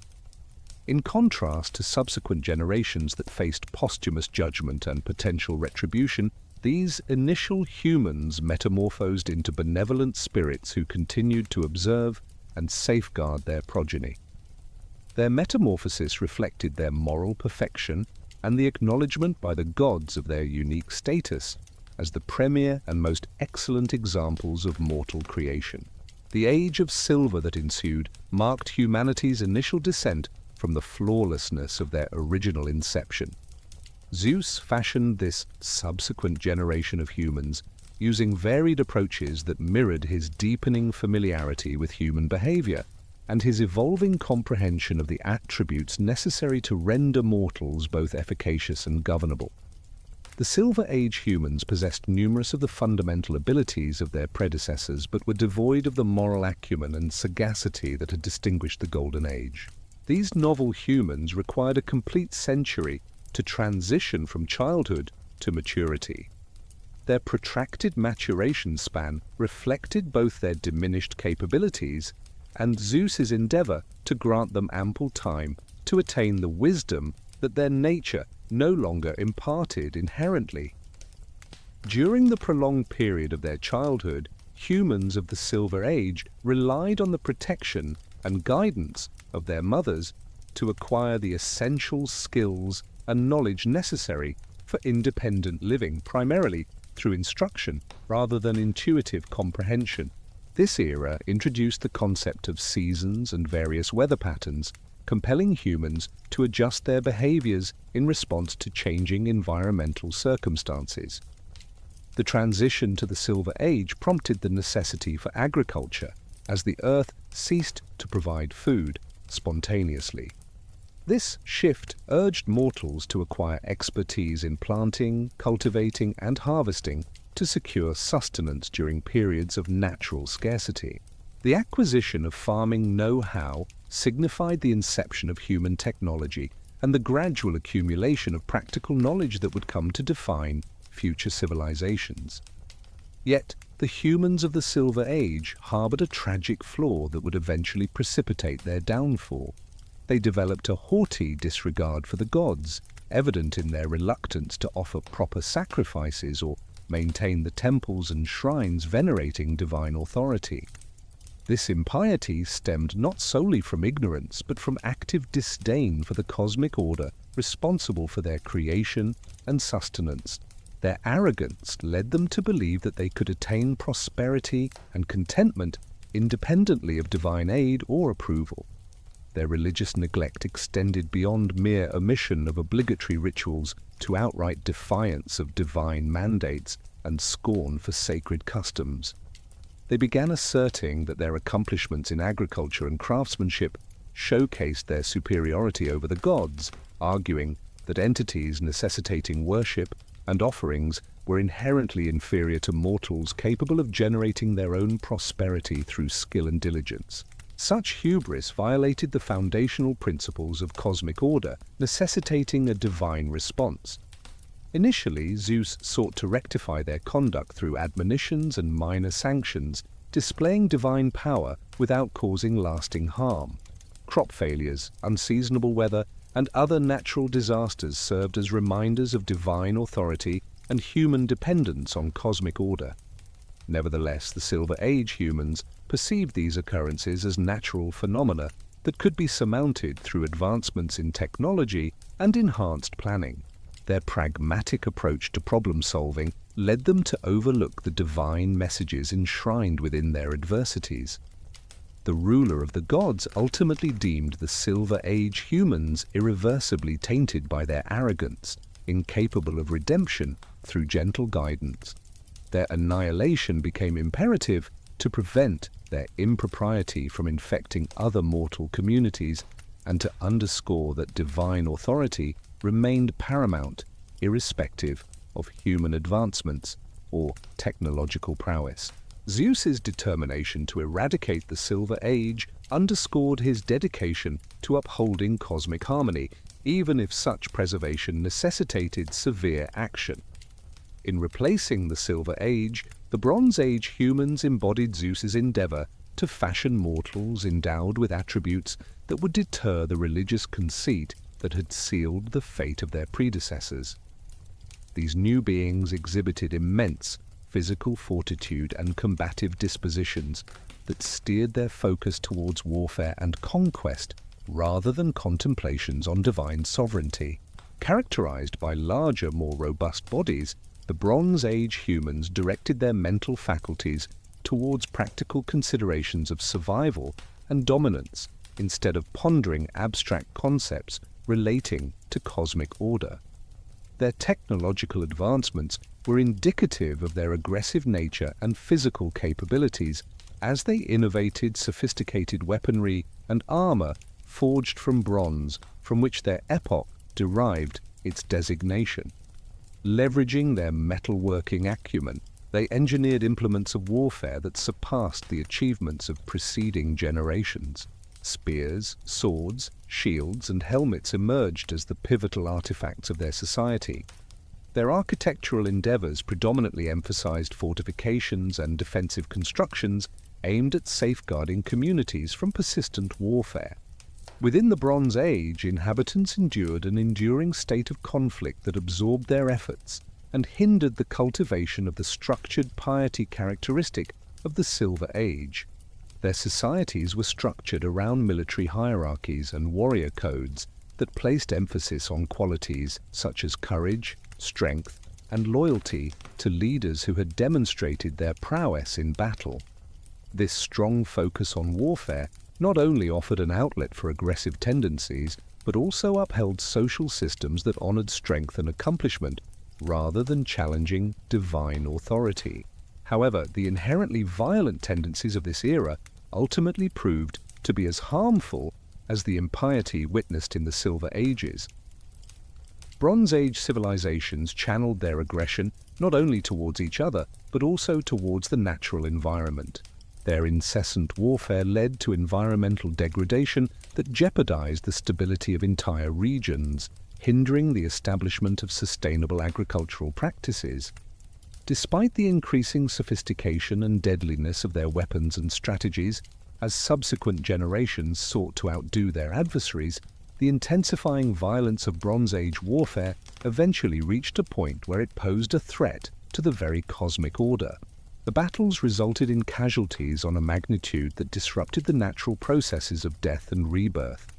Concurrently, the environmental devastation wreaked havoc on the Earth's capacity to sustain life, prompting the gods to intervene and prevent a complete ecological collapse. Zeus proposed a solution by initiating the Heroic Age, a brief period that defied the trend of decline and heralded the emergence of mortals whose feats would be immortalized and revered for centuries to come. These heroes possessed divine and mortal attributes that endowed them with abilities surpassing those of ordinary humans, while still maintaining their inherent mortality. These demigods acted as intermediaries connecting the divine and human worlds. Through their exploits and accomplishments, they showcased the potential for collaboration between deities and mankind. The Age of Heroes gave rise to iconic figures such as Heracles, Perseus, Theseus, and Achilles, who undertook extraordinary tasks requiring both supernatural prowess and moral fortitude. Their escapades served as models illustrating how ordinary individuals could attain greatness through respectful interactions with their divine benefactors.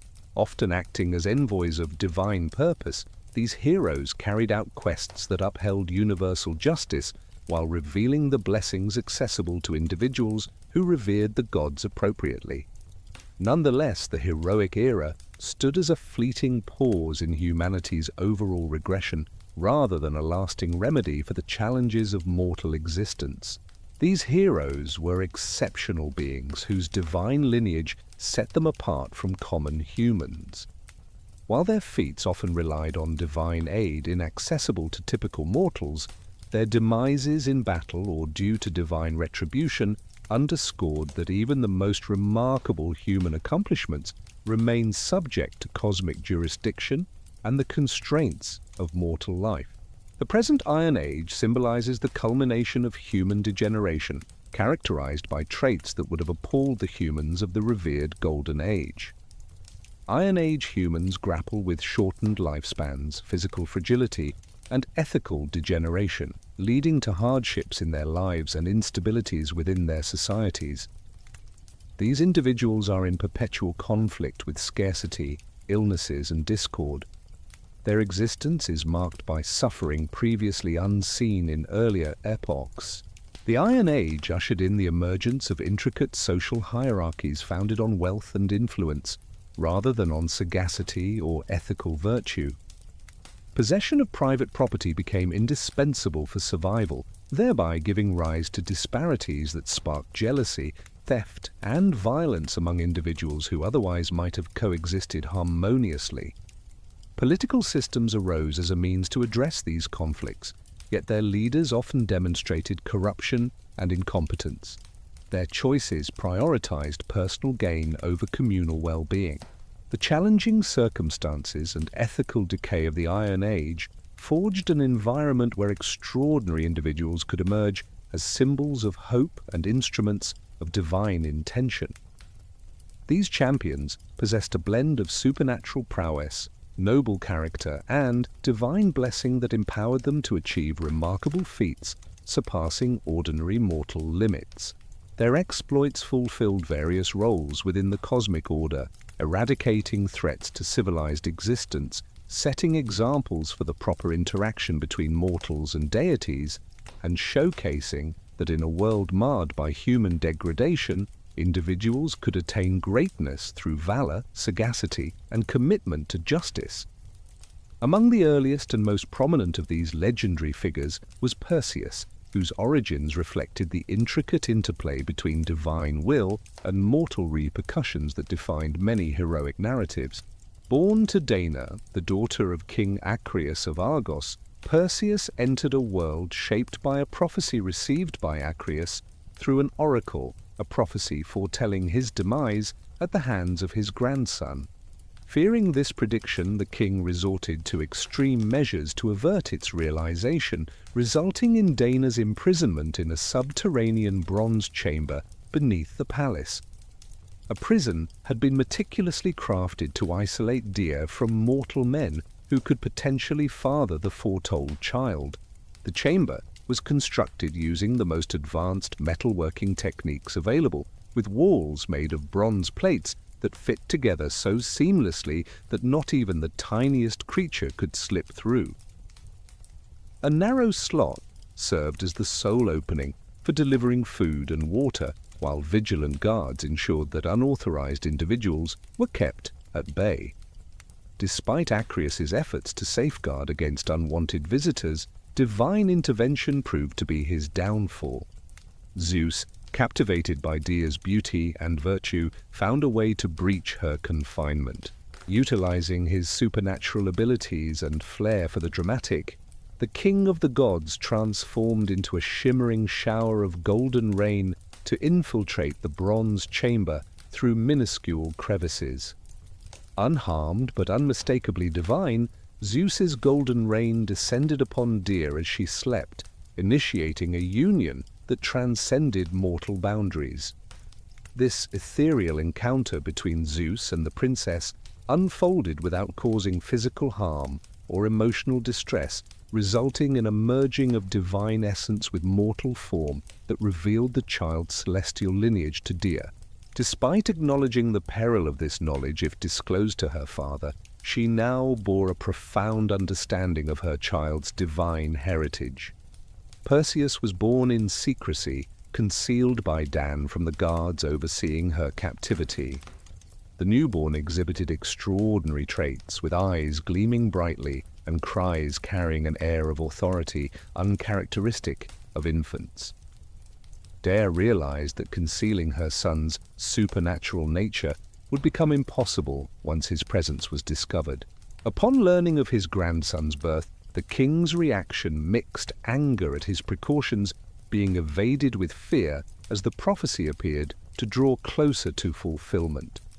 Reluctant to directly harm his own kin, Acreus decided to have Danae and Perseus placed in a chest and cast into the sea, allowing the elements to carry out the task he could not. The sturdy chest, sealed with pitch, lacked provisions for long-term survival, with the king assuming exposure, thirst, or drowning would result in their demise, veiling their deaths as natural rather than intentional. Despite the lack of provisions, divine intervention sustained them during their drifting journey across the Mediterranean. Poseidon, in response to Zeus's appeal for aid, directed the vessel towards the island of Sarapos, guiding it to shore near a fishing village where the stranded might find refuge. The sea deity's influence also ensured favorable weather conditions, safeguarding the fragile craft from destructive storms throughout its passage. The chest was stumbled upon by Dictys, a fisherman whose nets had ensnared the vessel during his morning fishing venture. Initially mistaking the find for a large piece of driftwood, Dictys was astounded when he detected sounds emanating from within the sealed container. Upon opening the chest, he was met with the extraordinary revelation of its contents. Fascinated by the regal presence of Dan and the unearthly appearance of the infant, Dictys was convinced that higher powers had guided these refugees to his shores. Offering shelter in his humble abode, Dictys's benevolent hospitality stemmed from both inherent kindness and a recognition that protecting individuals with evident divine affiliations could invite divine favor in return. As the fisherman's household expanded to accommodate their new guests, his wife found joy in caring for Perseus, a child whose accelerated growth and exceptional intellect, coupled with occasional manifestations of his divine lineage, made him endearing despite his unsettling heritage. Under Dictys's guardianship, Perseus matured, receiving an education that blended essential survival skills for a fishing community with instruction in combat techniques and the heroic lore that would equip him for his destined exploits. Endowed with supernatural strength, heightened reflexes, and an innate grasp of strategy and tactics, the young hero proved formidable despite his tender age. His proficiency in weaponry swiftly advanced due to his innate talents, enabling him to conquer techniques that typically demanded years of training for ordinary individuals. Nevertheless, Perseus's tranquil lifestyle on Sarapos was disrupted when Polykictorus, the island's ruler and Dictys's sibling, fixated on acquiring Danae. Despite her clear reluctance towards his advances, the king's authority granted him notable leverage in pursuing his desires. The king's increasingly forceful courtship led to precarious circumstances that Perseus felt compelled to navigate, notwithstanding the political dangers associated with challenging royal power.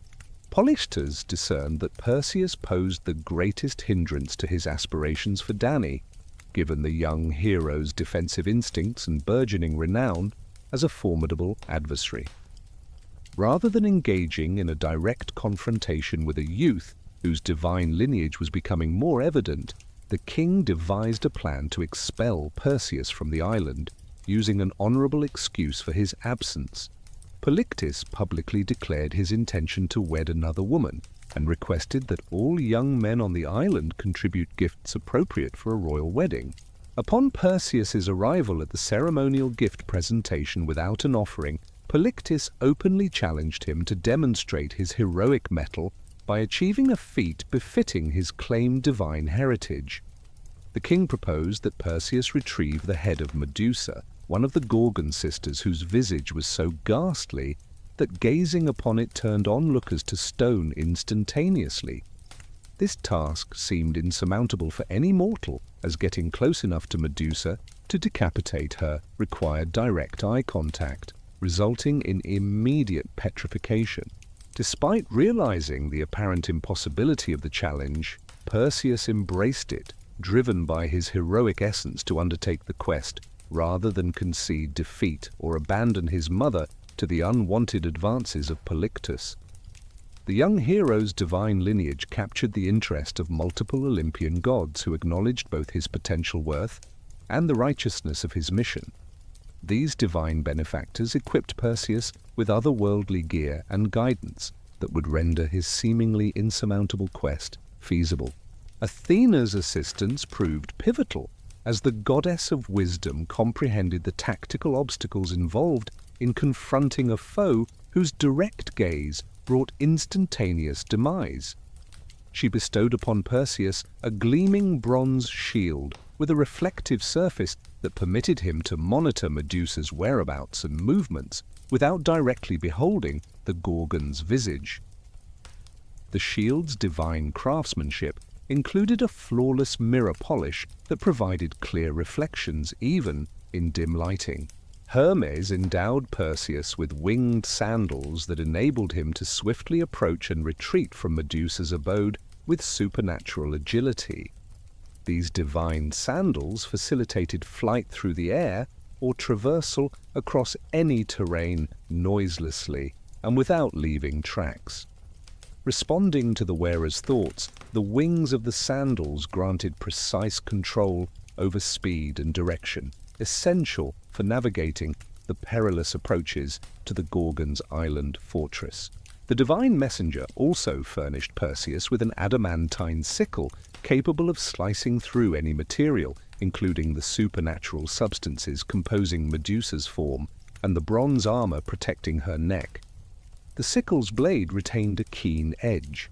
The curved design of the weapon allowed for precise cutting motions capable of severing a head with a single stroke when properly applied, regardless of its intended use. In a strategic move, Hades bestowed upon Perseus his helm of invisibility, the very artifact that had aided him in the Titanomachy. Hades recognized that for Perseus to succeed in approaching Medusa undetected, he would need to utilize the helm's power, which extended beyond mere visual concealment. This supernatural item provided complete sensory masking, rendering Perseus imperceptible through sound, scent, or supernatural awareness. While wearing the helm, Perseus existed beyond the realm of perception until he chose to reveal himself. However, these divine gifts would be futile without precise knowledge of Medusa's whereabouts and her specific circumstances. The location of Gorgon's island remained shrouded in secrecy, known only to certain supernatural beings possessing ancient wisdom of the world's most perilous locations. Thus, Perseus embarked on a quest to locate these entities and persuade them to divulge the guarded information they held. His pursuit led him to the Grey Eye, a trio of ancient sisters who shared a single iron tooth, interchangeably using it for sight and sustenance.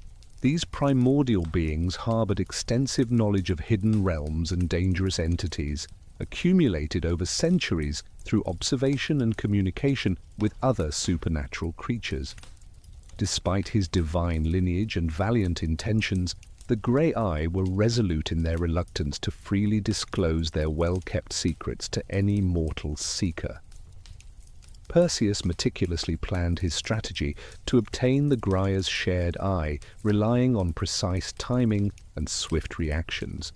Positioned in concealment near the sisters' residence, he patiently waited until the opportune moment arrived. Seizing his chance, he swiftly snatched the eye as it exchanged hands between the siblings, evading their notice. With the eye now in his possession, Perseus wielded considerable influence over the Graia, compelling them to enter negotiations for its return. Despite the sisters' initial efforts to intimidate and curse him into surrendering the eye, without fulfilling their end of the bargain, the hero's resolve and divine protection thwarted their supernatural assaults. Eventually, the Grey Eye acquiesced to divulge Medusa's whereabouts in return for the eye's safe return, cautioning Perseus that mere knowledge of the Gorgon's location did not guarantee survival in an encounter. Equipped with divine weaponry and precise intelligence, Perseus embarked across the Mediterranean and towards the desolate island housing the three Gorgon sisters' lair.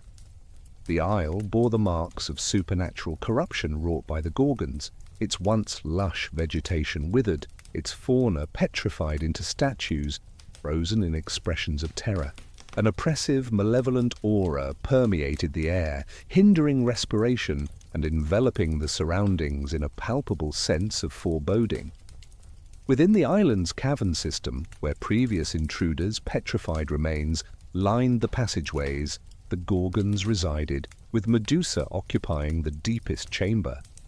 Her strategic location ensured maximal protection against potential attackers, while safeguarding her immortal sisters Steno and Euryale, who possessed immunity to each other's petrifying abilities. Perseus had to navigate through the outer caves where Theo and Euryale remained vigilant, their supernatural senses capable of detecting intruders even under the cloak of invisibility. The hero's divine gear facilitated his silent movement through the passageways, but the immortal Gorgon's awareness transcended normal sensory perception, including the ability to sense life force and hostile intent that could pierce most concealment. Perseus carefully timed his approach to coincide with the sisters' rest period, when their vigilance waned, focusing on internal matters rather than external threats. After observing the Gorgons' routines for several days, Perseus identified the opportune moment for his infiltration, highlighting his strategic acumen and patience in avoiding premature action that could result in his discovery and demise. Upon entering the cave system, he found all three Gorgon sisters, including Medusa, asleep in her chamber, their serpentine locks moving languidly even in slumber, while their bronze wings remained folded against their backs. Navigating around the sisters, Perseus approached Medusa cautiously, making use of Athena's shield as a mirror to avoid any direct gaze that could lead to instant petrification, irrespective of his divine lineage. The sleeping Medusa was unaware as raised Hermes' adamantine sickle descended swiftly for the killing stroke. Guided by its divine properties, the weapon effortlessly pierced through Medusa's supernatural defenses, severing her head with one precise motion. This swift action prevented any sound or struggle that might have alerted her sisters, ensuring a peaceful conclusion to Medusa's life, akin to natural sleep. The moment of decapitation catalyzed supernatural occurrences, reflecting Medusa's unique nature and divine lineage. From her severed neck sprang Pegasus, the majestic winged horse sired by Poseidon, and Quasar, a colossal warrior adorned with a sword that shone with sacred light. Conceived during Poseidon's union with Medusa before her monstrous transformation, these beings awaited their release until their mother's demise freed them from her corrupted form. Perseus swiftly secured Medusa's head in a specialized bag, shielding himself and others from its lethal gaze. While the emergence of Pegasus and Chrysa stirred Theo and Uriel into immediate pursuit of the hero with extraordinary speed and ferocity, the immortal Gorgons, driven by intense rage over their sister's demise, relentlessly tracked Perseus with unwavering determination. Utilizing their flight capabilities to match his winged sandal speed, and leveraging their knowledge of local geography to anticipate his escape routes, they maintained a relentless chase across the Mediterranean.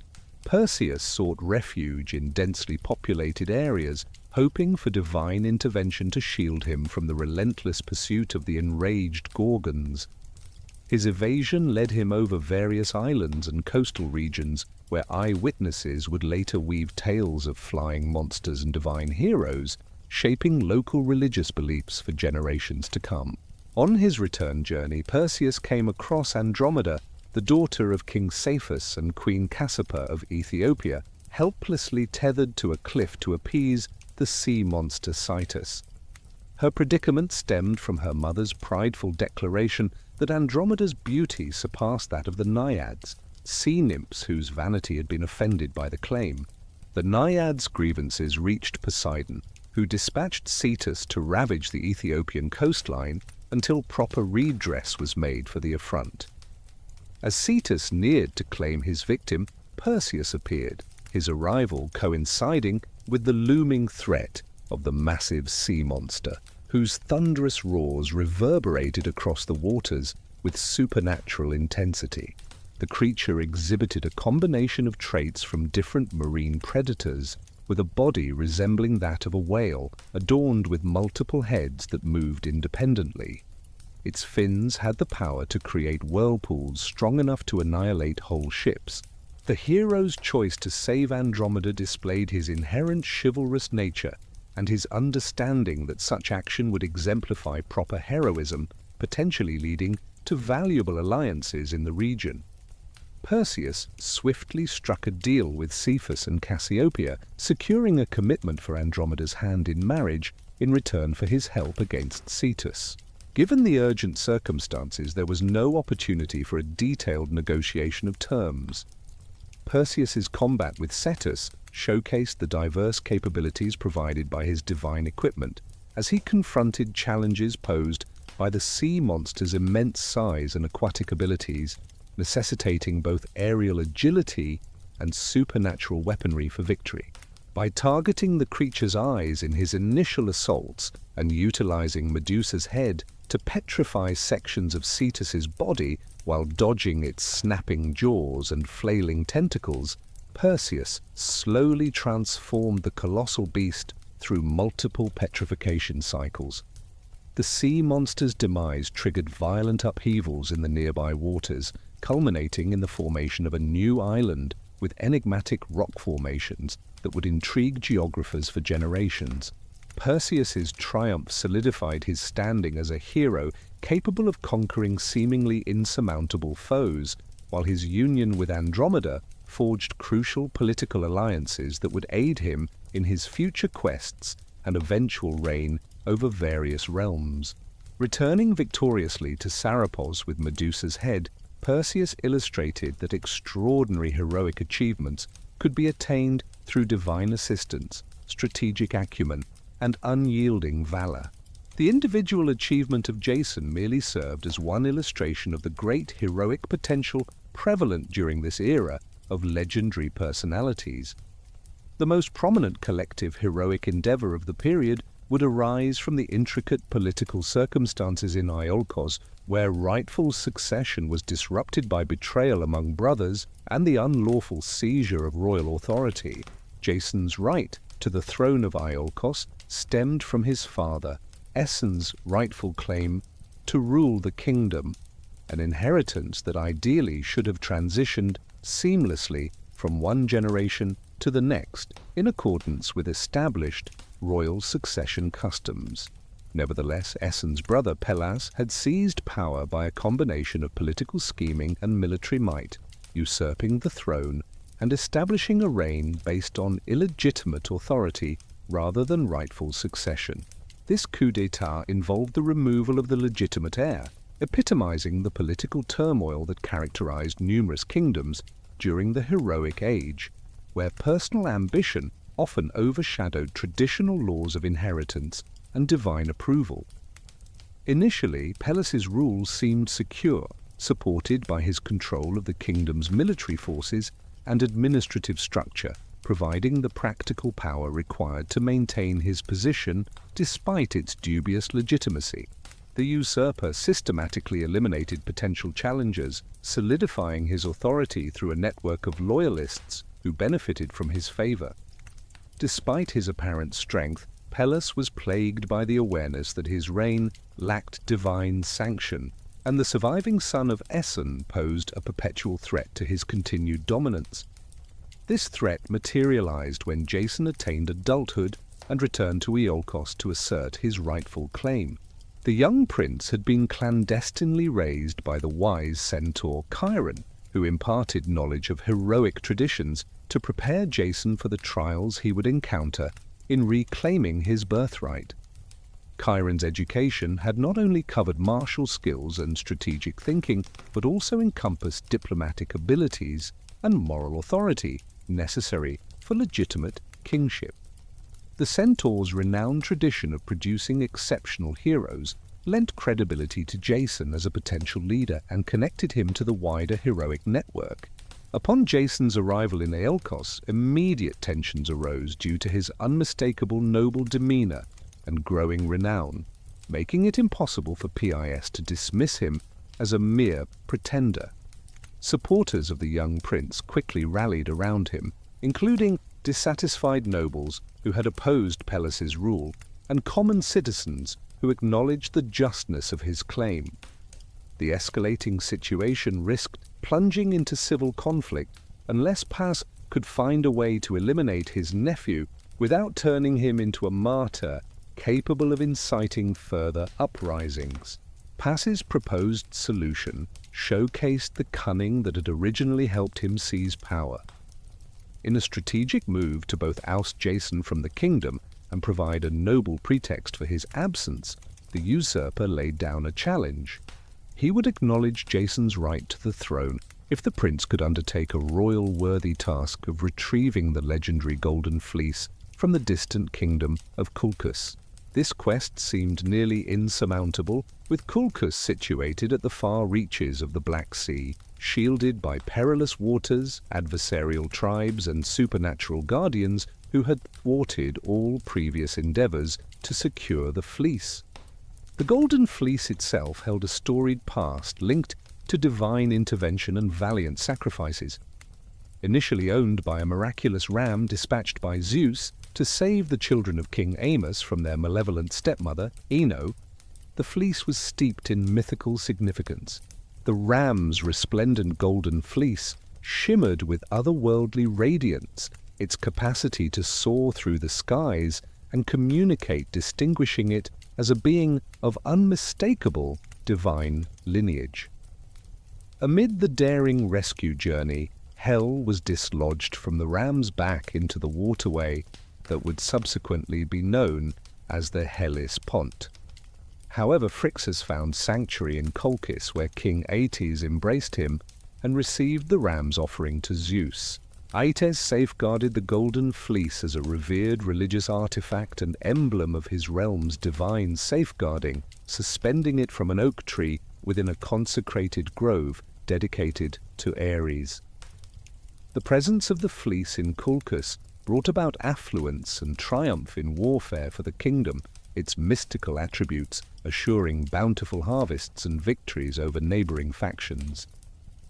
Nevertheless, these advantages entailed the solemn duty of shielding the fleece from theft, a responsibility Aetes took seriously due to the severe repercussions that its loss could entail for his domain.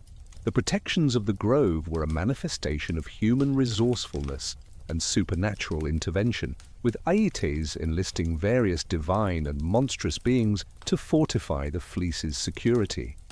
Foremost among these sentinels was a colossal serpent that never slumbered, its numerous heads maintaining ceaseless watchfulness, while its toxic breath fostered a lethal aura that proved fatal to most intruders before they could approach the sacred tree.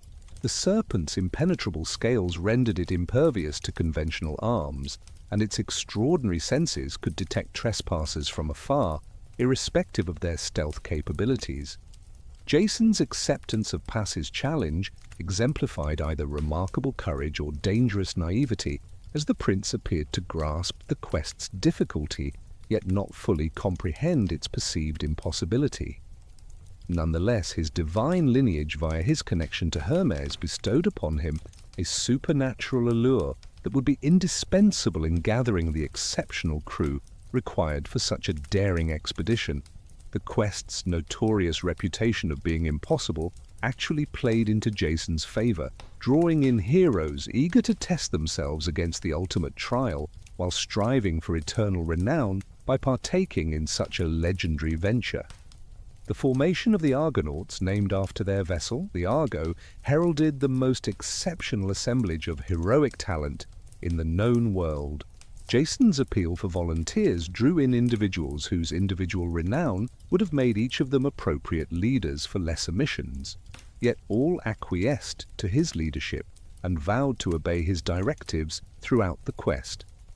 This unparalleled collaboration among inherently competitive heroes mirrored the distinctiveness of the expedition and Jason's extraordinary talent in fostering allegiance and coordinating a diverse array of personas towards a shared objective. Heracles joined the voyage notwithstanding his ongoing obligations to King Eurystheus.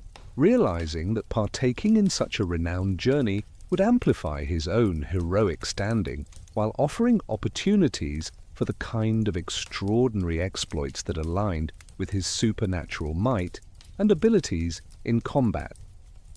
The offspring of Zeus brought not only his unparalleled physical potency, but also his familiarity with insurmountable challenges and his expertise in confronting various monsters and supernatural perils that the expedition might confront on its voyage. Orpheus accepted Jason's summons, enticed by the journey's prospects of transporting him to far-flung realms where he could explore novel musical traditions and test his fabled abilities against unfamiliar adversities. The son of Apollo wielded powers over music and poetry capable of soothing wild beasts, charming hostile individuals, and manipulating natural forces with his ethereal melodies. His presence on the journey promised practical advantages in perilous encounters and cultural enrichment during the lengthy voyages between escapades. The Dioscuri, Castor, and Pollux each brought unique skills to the table, mastery in horsemanship and boxing respectively.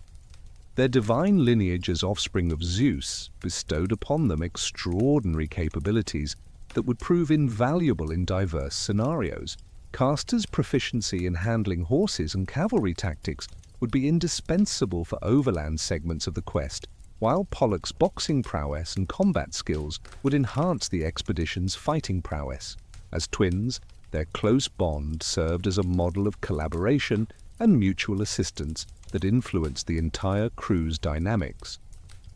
Atalanta's participation shattered traditional gender norms, introducing unparalleled archery skills on par with those of Artemis herself. The huntress had validated her heroic stature through various trials and contests, emerging as one of the era's most formidable warriors, irrespective of gender. Her integration among the Argonauts showcased Jason's commitment to prioritizing ability over conformity, offering the expedition specialized expertise that could be crucial in specific challenges. Theseus brought his experience as a monster slayer, renowned for unraveling intricate puzzles and navigating treacherous circumstances through intellect rather than sheer strength. The hero from Athens had honed his skills through numerous trials in his own realm, equipping him to face the diverse obstacles that the expedition was bound to confront. While his political connections offered potential diplomatic advantages for negotiations with foreign rulers or supernatural entities, the ship Argo itself exemplified divine craftsmanship.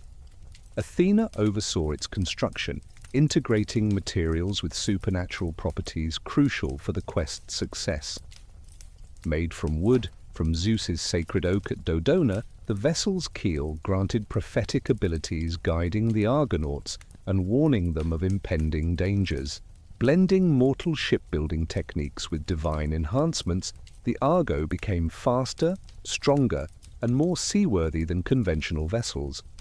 Embodying Hera's carved image, the ship's figurehead symbolized her support for Jason's quest, driven by her dispute with Pas over neglect of her worship.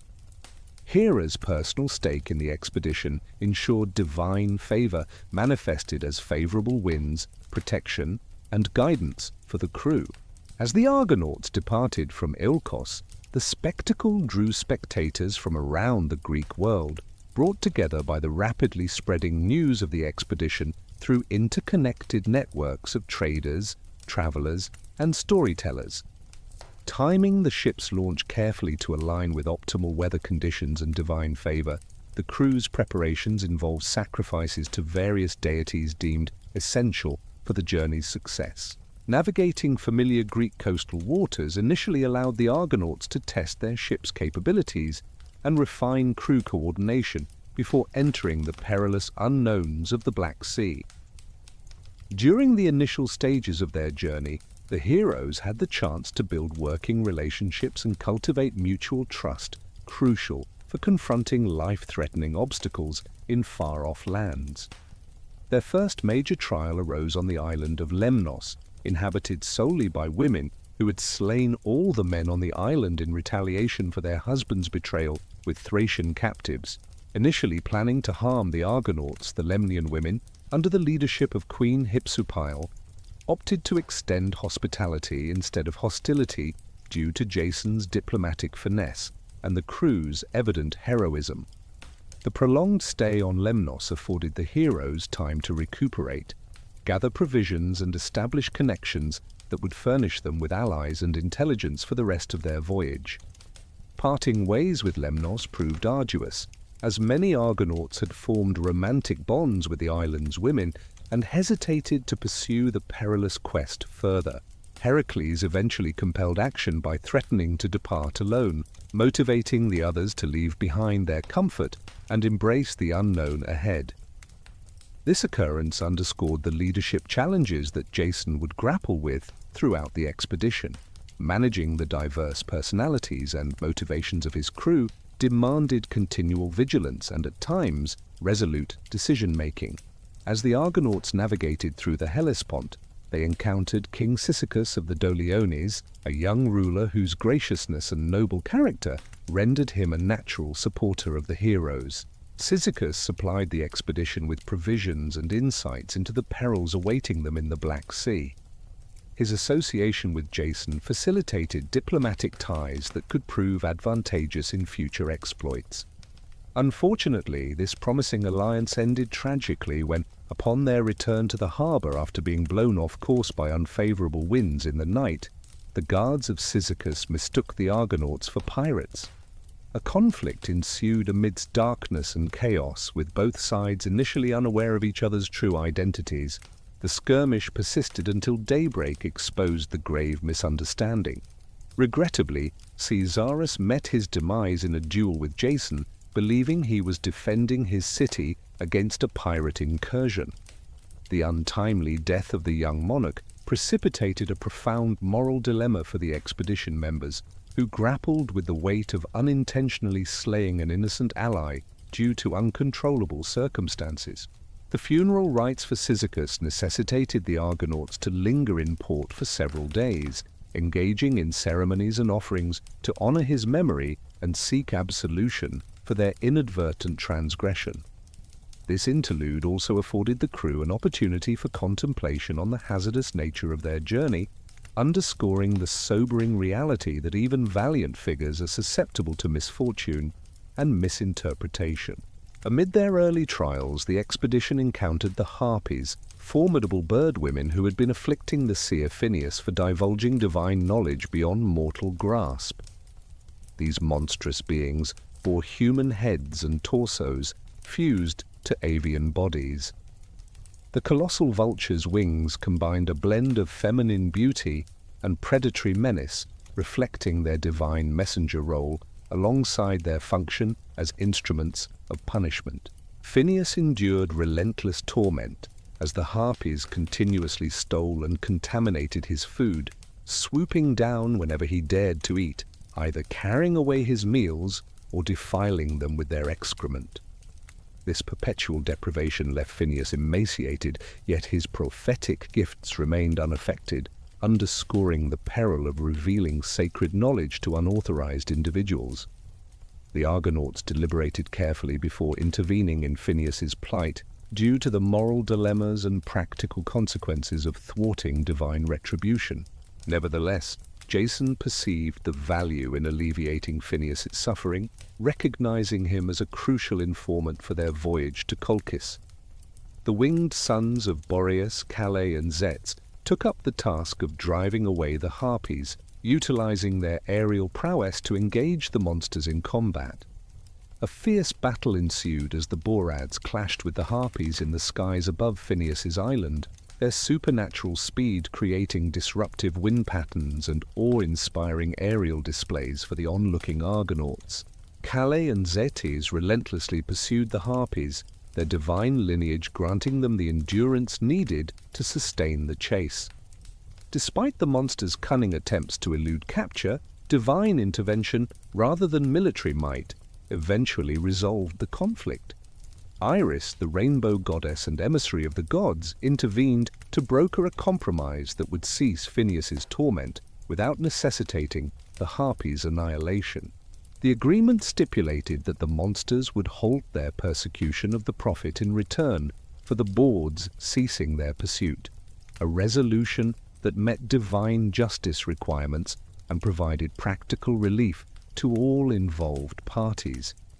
Phineus, grateful for his release, shared crucial information with the Argonauts about the most hazardous section of their journey, the passage through the simple gades, or clashing rocks, guarding the entrance to the Black Sea.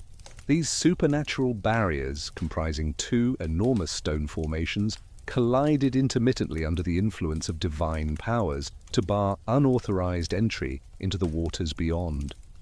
The violent collision of the rocks produced deafening noise and formidable waves capable of wrecking even the largest vessels, with their unpredictable timing creating the impression of insurmountable danger. Following the prophet's counsel, the Argonauts dispatched a dove ahead of the Argo to gauge the rock's timing.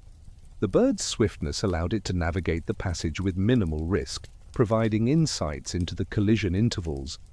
Surviving the perilous journey signified a brief opportunity for the Argonauts to row with maximum vigor and clear the rocks before they clashed shut once more. This tactic demanded precise coordination and timing, as any misstep would result in the ship's demise and the expedition's collapse. The venture through the simple gades presented one of the quest's most suspenseful moments.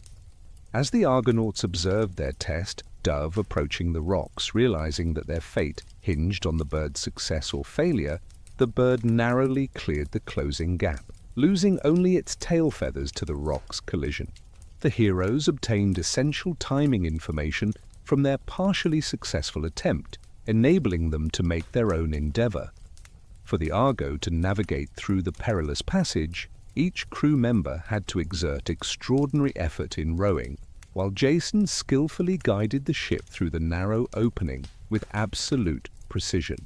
As the vessel entered the passage, the looming rocks started closing in, generating immense pressure waves that posed a threat of crushing the ship even without physical contact. Athena's divine intervention played a pivotal role at a critical juncture as she propelled the ship forward with just enough speed to evade a collision with the rocks. Safely passing through the treacherous strait of the simple gades marked a significant milestone in the expedition, showcasing the Argonauts' ability to overcome formidable challenges through coordinated efforts and unwavering determination. The preservation of the Argo from destruction by the rocks also aligned with an ancient prophecy, foretelling that the simple gades would remain fixed in place after a ship successfully navigated between them, ensuring that future voyagers would not encounter a similar perilous obstruction. The foundation of Thebes was a result of a series of events shaped by both divine intervention and mortal actions, hinting at a recurring pattern of consequences. Cadmus, a Phoenician prince dispatched by his father King Agenor, embarked on a quest to find his sister Europa, who had been abducted by Zeus in the guise of a bull. Europa's abduction led her far from her homeland, impeding any feasible rescue efforts. Unaware of these circumstances, King Agenor sent his sons to retrieve their sister, necessitating a journey fraught with uncertainties. Cadmus embarked on a journey that crossed the Mediterranean, chasing after false leads and rumors that gradually led him away from his homeland and consumed years of futile searching. It was at the Oracle of Delphi where Cadmus received divine guidance, albeit not the expected answer. The priestess of Apollo revealed that his quest for Europa was doomed to failure, but that he would establish a prominent city, which would rise to be one of the most influential in Greece. According to the prophecy, Cadmus was instructed to trail a cow with distinctive white markings until the animal settled to rest. It was at this precise spot that he was to found his city. This divine mandate compelled Cadmus to relinquish his initial mission and embrace an entirely different fate, illustrating the power of divine will to alter mortal ambitions regardless of personal wishes or familial duties. Cadmus eventually encountered the prophesied cow amidst King Pelagon's herds in Phocis, identifiable by its unique white markings. The animal's behavior appeared to be guided by supernatural intelligence, leading Cadmus and his companions purposefully through unfamiliar terrain rather than aimlessly grazing. The journey traversed mountains and rivers, challenging the followers' resolve as it directed them towards their destined destination. When the cow finally rested on a hill overlooking a fertile plain, Cadmus realized that this location marked the future site of his city. The site possessed natural defensive advantages and offered access to water sources and fertile land suitable for sustaining a growing population. However, the vicinity was not uninhabited, a fact soon realized by Cadmus when he sought to conduct the necessary sacrificial rituals to establish ownership of the land in accordance with religious customs. The spring crucial for the sacrificial rites was protected by a colossal serpent revered by Ares, the god of war. This serpent, placed there by the deity, safeguarded the sacred waters against unauthorized use, serving as both a guardian and a trial for those aiming to settle in the area. Unmatched in size compared to ordinary snakes, the creature spanned the entire spring in length, with its head reaching the height of a standing man. Its iridescent scales hinted at supernatural durability, and its piercing eyes exuded a level of intelligence beyond mere animal instinct. When Cadmus's companions ventured to the spring to fetch water for the ritual, the serpent launched a sudden attack. Its enormous coils crushed multiple individuals, and its venomous fangs inflicted deadly bites on those attempting to escape. Possessing preternatural might, the serpent could hoist men off the ground and fling them against rocks with bone-shattering force. Its agility rendered fleeing near impossible once it singled out intruders within its domain. The assault swiftly decimated the majority of Cadmus's adherents, leaving the prince to confront the beast single-handedly armed solely with his weaponry and the safeguard of divine favor. The skirmish between Cadmus and the monstrous serpent demanded a combination of valor and ingenuity.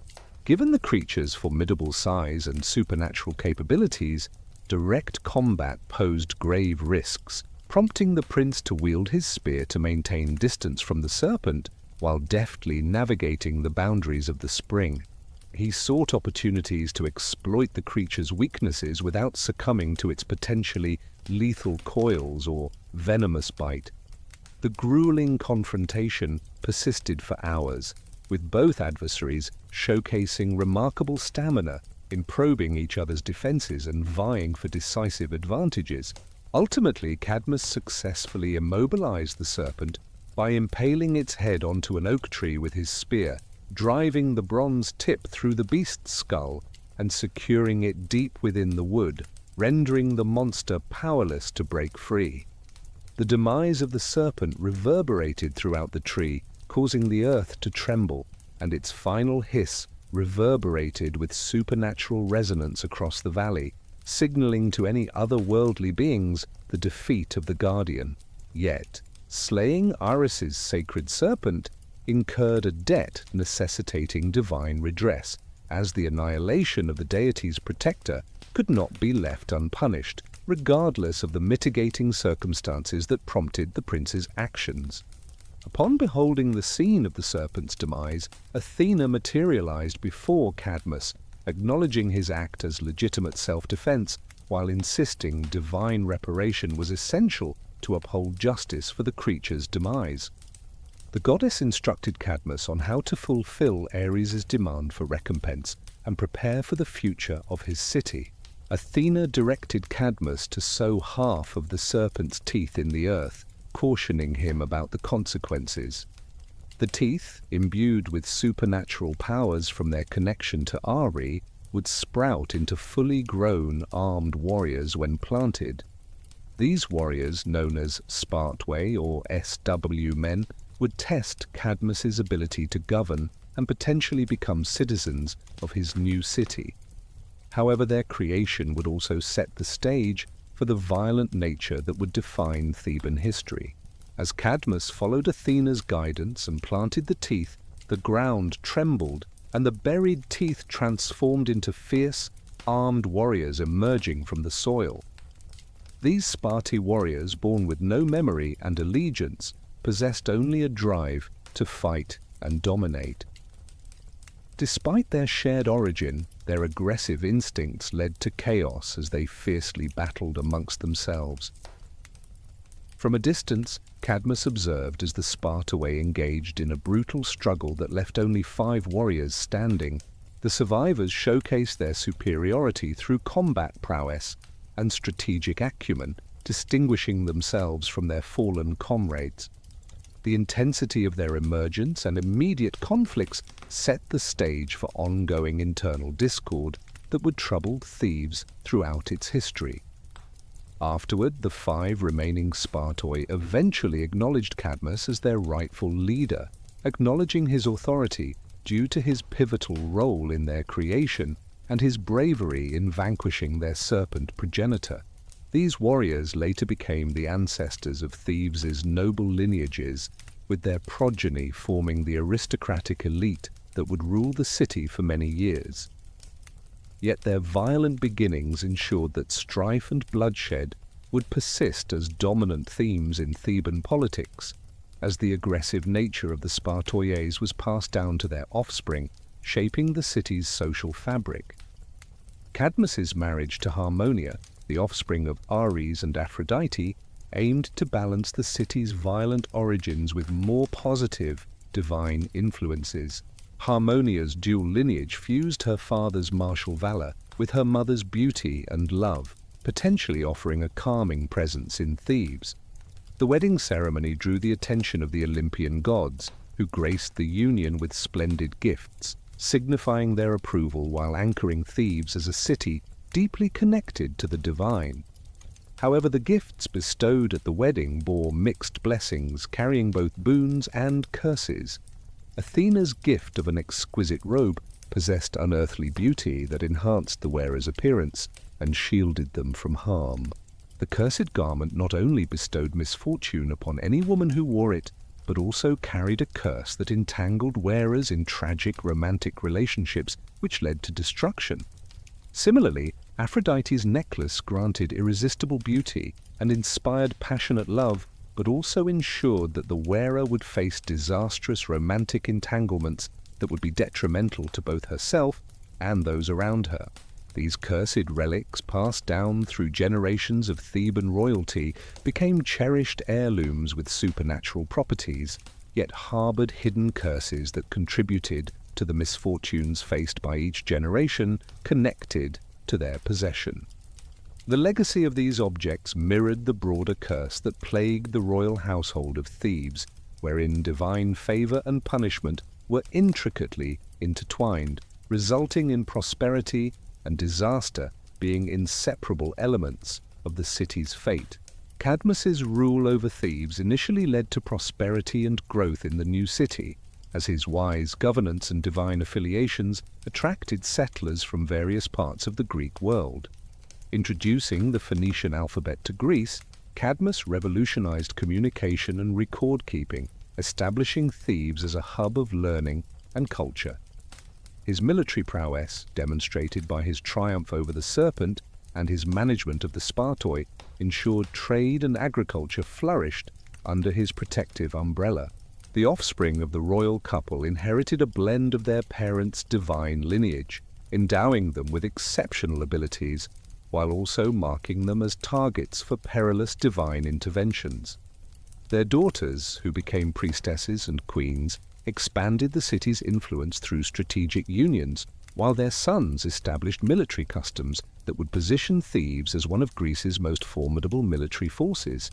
However, each subsequent generation also carried forward elements of the curse woven into the city's inception, ensuring that triumph always would be accompanied by consequent misfortunes.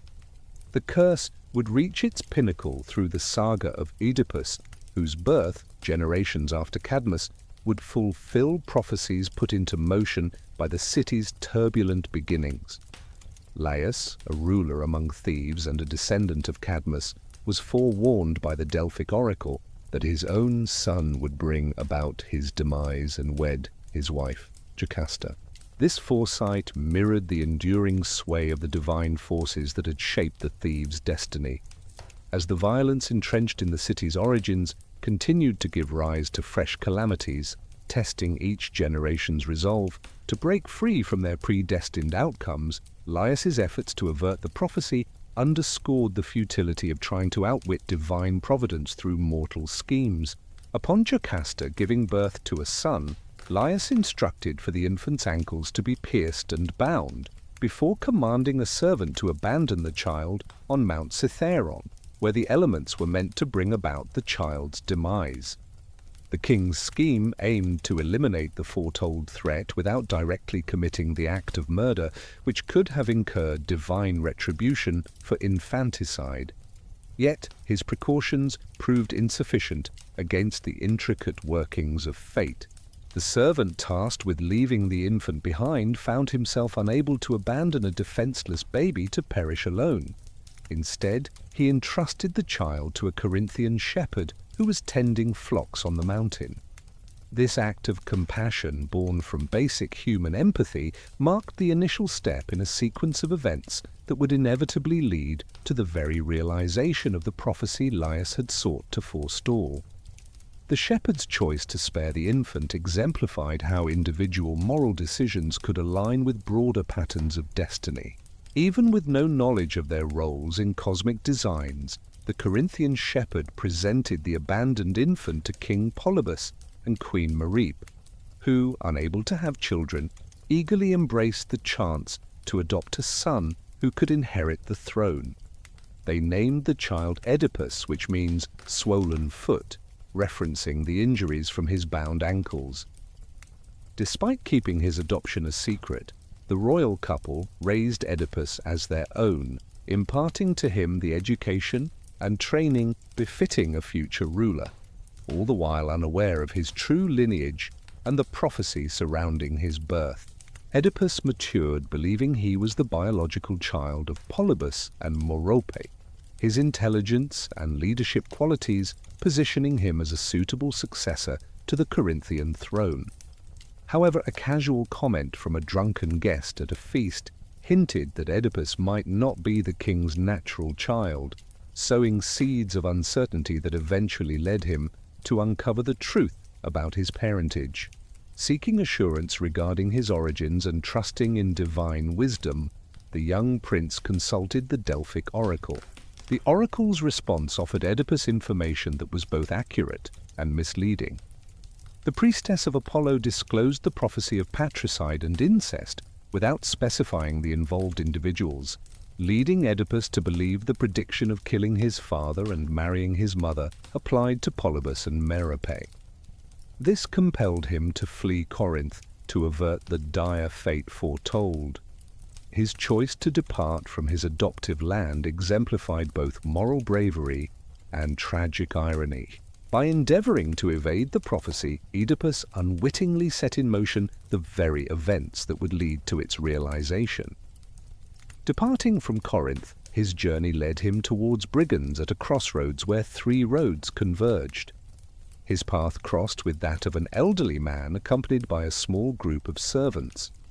Their encounter resulted in a traffic dilemma necessitating one party to yield to the other. The haughty demand of the elderly man for Oedipus to step aside and allow his retinue to pass first showcased the aristocratic arrogance commonplace among rulers of the heroic era. Oedipus's refusal to yield stemmed from his noble upbringing and his inherent resistance to unjust authority, questioning why he should defer to a stranger merely due to the number of attendants. Tensions mounted when one of the elderly man's servants struck Oedipus with a staff. This physical altercation sparked a violent reaction with tragic ramifications for both individuals. In his retaliation, Oedipus inadvertently caused the deaths of the servant who had struck him and the elderly man himself, whose demise was swift, unbeknownst to either party that they were fulfilling an ancient prophecy. The deceased man was Laius, Oedipus's biological father, a fact unbeknownst to those involved in the fatal altercation. The leader of the bandits had been en route to seek counsel from the Delphic oracle regarding the Sphinx plaguing his domain, seeking divine guidance on vanquishing the monster responsible for his city's plight. The fulfillment of the first part of the prophecy occurred through his death by his son's hands. This event also eliminated the sole individual who could have identified Oedipus and disclosed the truth about his lineage. Unaware of his patricide, Oedipus proceeded towards the city of Thebes, oblivious to the forthcoming prophecies awaiting realization. Upon arriving in Thebes, he found the city in the midst of a desperate struggle against the Sphinx, a formidable monster possessing the body of a lion, the wings of an eagle, and the head of a woman renowned for her intelligence, surpassing that of most humans. Perched ominously on a cliff along the main road to the city, the Sphinx presented riddles to passers-by, claiming the lives of those who failed to answer accurately. One such riddle demanded travelers to identify a being that traversed on 4 legs in the morning, 2 at noon, and 3 in the evening, with any mistaken response resulting in prompt demise and consumption. The monster's menacing presence severed trade and communication with Thebes, as few dared to risk the journey for fear of the fatal consequences of failing the enigma. The city's economy teetered on the brink of collapse due to the isolation imposed by the Sphinx, while the psychological toll instilled a sense of dread and desperation among its inhabitants. Creon, the temporary ruler post Laius's passing, offered the throne of Thebes and marriage to Queen Jocasta as a reward for defeating the Sphinx, signaling both the city's dire circumstances and the seeming insurmountability of the challenge. Numerous valiant heroes endeavored to solve the Sphinx's riddle, but all met their demise and served only to enhance the creature's reputation as unbeatable, dissuading further attempts. Oedipus, undeterred by the monster's track record, approached the Sphinx with unwavering confidence in his exceptional intellect, trusting in meticulous reasoning to unravel the puzzle, irrespective of its perceived complexity. When presented with the Sphinx's traditional riddle, the young man meticulously dissected the query, realizing that it symbolically represented the different phases of human life rather than a literal enigma. His response correctly identified man as the entity who progresses from crawling in infancy to walking erect in adulthood and eventually relying on a walking stick in old age. This precise reply exemplified the analytical thinking that guided his approach to other challenges. Upon hearing Oedipus's accurate answer, the Sphinx's supernatural essence was laid bare, prompting it to immediately cast itself off the cliff rather than confront the repercussions of its riddle's resolution. With the monster's demise, Thebes were liberated from its reign of terror, and Creon's conditions for ascending to the throne were fulfilled, thereby proclaiming Oedipus as the city's ruler and Jocasta's husband. Oedipus's triumph over the Sphinx solidified his reputation as a sagacious leader, adept at unraveling insurmountable obstacles, yet it also fulfilled the latter part of the prophecy by uniting him as both ruler and son-in-law to his mother. Initially bringing prosperity and stability to the city through his governance of Thebes, Oedipus's reign was marked by intelligence and administrative acumen that proved instrumental in managing the intricate challenges of governing a prominent Greek polis. His union with Jocasta resulted in the birth of 4 children, who would go on to play pivotal roles in the future history of Thebes. Eteocles and Polynices, twin sons inheriting their father's intellect and ambition, alongside Antigone and Ismene, daughters whose moral fortitude would be tested by the conflicts that would eventually divide their family. The royal family's joy and the city's prosperity endured for nearly 20 years, during which Oedipus solidified his reputation as one of Greece's most efficient rulers, all the while unaware of his actual lineage and the prophetic repercussions of his marriage and offspring. Nonetheless, the curse rooted in Thebes' inception could not be evaded permanently, and divine justice would eventually insist on the acknowledgement of the hidden truth concealed by happenstance and lack of awareness. The revelation of Oedipus's genuine identity commenced with a devastating plague that afflicted thieves with supernatural ferocity, leading to crop failures, livestock losses, and widespread disease outbreaks defying all conventional remedies. The severity and resilience of the plague suggested a divine origin, compelling Oedipus to dispatch Creon to seek guidance from the Delphic oracle regarding the source of the city's suffering and the necessary remedial actions.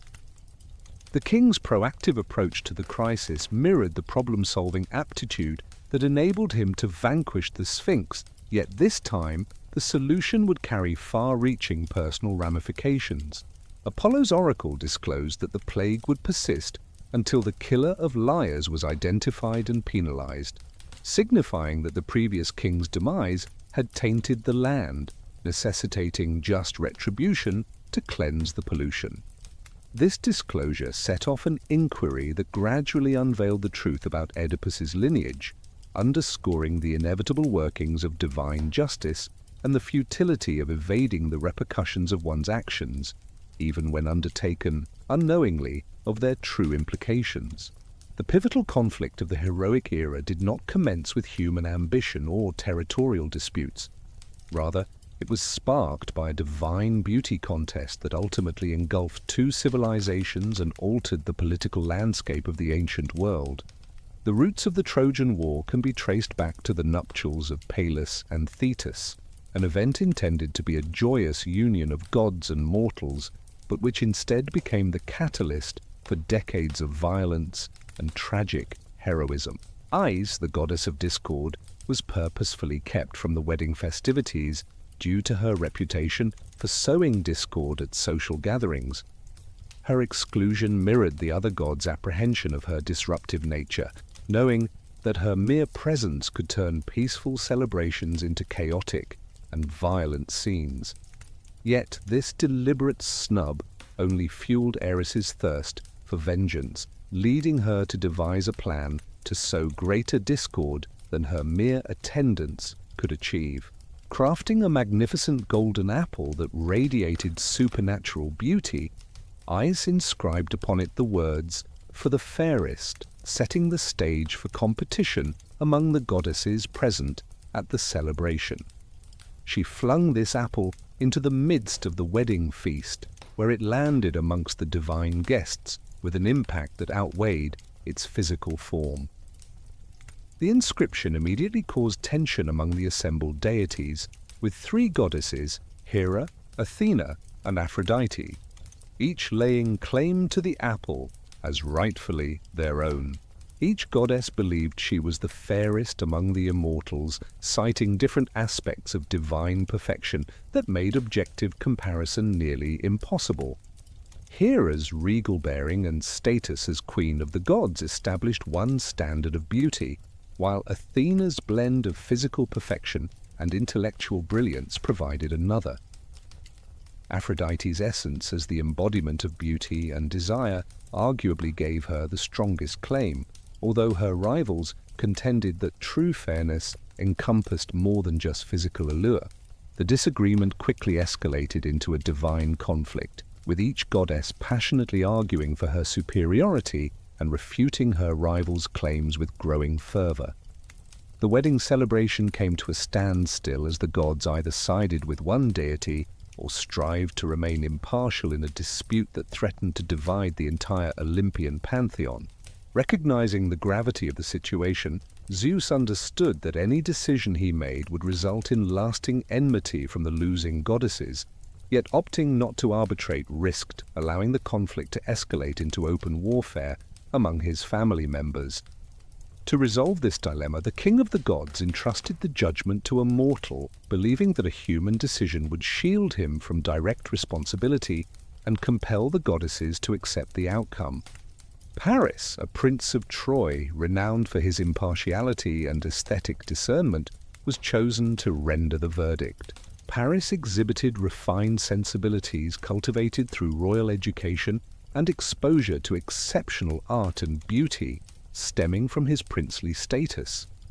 Being a foreign prince, he carried no inherent biases towards any of the goddesses contending for his judgment. Zeus's choice of Paris as the arbiter indicated his understanding that the young prince's decision would wield significant influence over both celestial and earthly domains. The verdict held by Paris would not merely resolve a dispute regarding divine beauty, but would also shape alliances and rivalries that would impact future conflicts among deities and their mortal followers.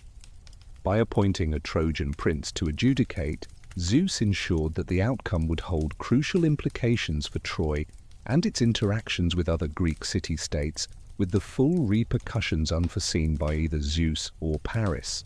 Encountering the three goddesses while shepherding on Mount Ida, Paris found himself amidst an extraordinary scene reminiscent of a divine tribunal where beauty was scrutinized and hierarchized.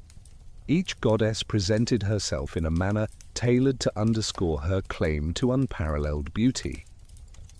Paris was tasked with evaluating the essence of fairness and the diverse manifestations of perfection represented by each goddess, transcending superficial allure. Hera, exuding regality and grace befitting the queen of the gods, commanded reverence from both mortal and immortal beings. Her beauty exemplified the epitome of mature feminine authority, blending physical allure with the sagacity and knowledge honed over centuries of commanding divine and mortal realms. To sway Paris in her favor, Ha proposed dominion over all of Asian Europe, enticing him with the promise of unprecedented political supremacy across the known world. Her enticement appealed to the ambitious facets of royal ambition, highlighting the practical advantages that allegiance to the goddess of marriage and rightful power could bring. Athena's proposition underscored the fusion of physical flawlessness with intellectual brilliance, setting her apart as a goddess of distinctiveness. Her grace bore an austere perfection reflecting her purity and devotion to wisdom above carnal desires. Arrayed in full battle regalia, bronze and gold shimmering in the sunlight, Athena's steely grey eyes exuded a profound intelligence capable of surmounting any challenge. Her offer to Paris encompassed victories in warfare and astuteness in governance, pledging him the strategic acumen and martial triumphs that would rank him among the finest warrior leaders of his time. This proposal appealed to the heroic principles ingrained in aristocratic education, offering tangible advantages in the tumultuous realm of Bronze Age politics. In contrast, Aphrodite's approach diverged markedly from her rivals, focusing on the seductive and emotional facets of beauty rather than its associations with authority or sagacity. Her charm exuded an irresistible allure that could kindle fervent love. The goddess's elegance in movement seemed to imbue the surrounding air with an enchanting allure, yet she recognized that her true strength did not lie in competing directly with her adversaries. Instead, she offered something beyond the reach of political power or military might. When she made her vow to Paris, it centered on granting him the affection of the world's most beautiful woman, a proposition that resonated with ideals of romance and personal fulfillment unattainable through political or military triumphs. Paris's choice reflected his values and his perception of which option would deliver enduring contentment. Despite understanding the value of Hera's promised dominion and appreciating Athena's offered victories, his romantic inclination and aesthetic sensibilities drew him to Aphrodite's allure. By selecting the goddess of love, Paris illustrated how personal desires could outweigh practical concerns. While he could not have foreseen the far-reaching consequences of favoring romantic satisfaction over political or military gain, his decision led to lasting enmities that would shape divine politics for generations. The defeated Hera and Athena evolved into unyielding foes of Troy and its inhabitants, driven by wounded pride seeking vengeance. This animosity extended from Paris to his entire family and city, generating divine opposition that would play a pivotal role in determining the eventual outcome of the conflict. Aphrodite's victory compelled her to keep her word by aiding Paris in winning the affections of the world's most beautiful woman, Helen, who was the daughter of Zeus. Helen's exceptional beauty attracted suitors from all corners of the Greek world, with her hand in marriage being a highly sought-after prize capable of forging political alliances and elevating the status of the hero who managed to win her heart. Helen's eventual union with Menelaus of Sparta initially appeared to settle the competition, establishing a formidable alliance between Sparta and other Greek realms whose princes had vied for her hand. However, Helen's marriage to Menelaus had been orchestrated by her mortal father Tyndareus rather than reflecting her personal choice, illustrating how political considerations often trumped individual desires in royal unions. Being wed to a king she did not select left Helen emotionally vulnerable, a weakness that Aphrodite exploited in order to fulfill her pledge to Paris. The goddess's intervention turned Helen's dutiful acceptance of her arranged marriage into a deep love for the Trojan prince. The ramifications of this divine manipulation extended beyond the immediate participants. Paris's arrival in Sparta coincided with Menelaus's absence on a diplomatic trip to Crete, a timing that suggested either an extraordinary stroke of luck or divine intervention facilitating the seduction. During his stay at the Spartan court, Paris adhered to customary guest hospitality protocols, with Helen assuming the role of hostess in her husband's stead, providing the expected hospitality to the visiting royal guest.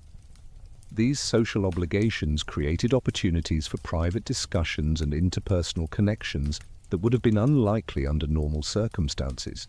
Aphrodite's influence was evident in the instant attraction that blossomed between Paris and Helen, surpassing the formalities expected between a host and guest to ignite a genuine passion that overshadowed their obligations and societal norms. The goddess's dominion over love and desire prevailed over the sanctity of marriage and the fear of political repercussions, leading Helen to forsake her role as a loyal wife and embrace a willingness to abandon her husband, child, and realm in pursuit of romantic gratification. The elopement took place clandestinely as Paris and Helen departed Sparta, taking with them a significant portion of the royal treasury to fund their journey and shared future. The appropriation of Menelaus's riches not only deepened the personal affront of his wife's abduction, but also inflicted economic harm, providing an additional impetus for seeking retribution. The couple's journey to Troy sparked a diplomatic crisis that necessitated a response from both Menelaus individually and the wider Greek community, which had endorsed Helen's marriage through the oath sworn by her suitors prior to her nuptials. The Oath of Tyndareus, crafted by Agamemnon as a means to manage Helen's numerous suitors while averting lasting rivalries among the spurned princes, obligated all former suitors of Helen to come to the defense of her chosen spouse against any attempts to take her away. While intended to prevent coercion by thwarted suitors, the oath also mandated the signatories to aid Menelaus in reclaiming his wife should she be abducted by external forces, elevating Helen's elopement with Paris into a catalyst for unified Greek intervention. Menelaus's realization of his wife's absence and the looting of his treasury led to an immediate discussion with his brother Agamemnon, the ruler of Mycenae, whose political sway and military capabilities positioned him as the natural leader for any collective Greek reaction. Agamemnon's assistance for his brother's predicament evidenced both family allegiance and his understanding that permitting foreign princes to seize Greek queens could establish a perilous precedent with the potential to disrupt the entire political structure. The Supreme King's choice to enforce the Tyndareus Oath elevated a personal conflict into an issue of shared Greek honor that necessitated military intervention. Convincing the various kings and princes to uphold their commitments under the oath in order to assemble the Greek coalition demanded extensive diplomatic maneuvers. Agamemnon's ability to surmount these challenges underlined both his political acumen and the overarching consensus that a robust reply to Trojan defiance was imperative for Greek prestige. The enlistment process showcased the multifaceted incentives propelling individual heroes to join the campaign, mixing personal honor, political duty, and aspirations for renown in varying proportions amongst participants. While some, like Diomedes and Ajax, were chiefly motivated by their pledges and dedication to collective Greek action, others viewed the conflict as a chance to amass riches, land, or heroic acclaim through martial feats. This diversity of motivations harbored potential sources of discord within the coalition. Yet Agamemnon's leadership and the shared commitment to Greek honor fostered sufficient unity for the initial stages of the expedition. Achilles' recruitment presented challenges due to his mother Thetis's awareness of a prophecy foretelling her son's premature death if he took part in the war. Despite the prediction that he would gain eternal renown for his brave actions, the sea goddess made various efforts to obstruct Achilles from joining the mission, including dressing him as a woman and concealing him among the daughters of esteemed leaders on the island of Scyros. Odysseus's cunning allowed him to uncover this disguise by offering gifts that included weapons alongside feminine ornaments. Achilles' natural inclination towards the weapons exposed his true identity and warrior spirit. The gathering of the Greek fleet at Ois posed logistical challenges, testing Agamemnon's organizational skills while offering opportunities for different groups to build relationships before departing for Troy.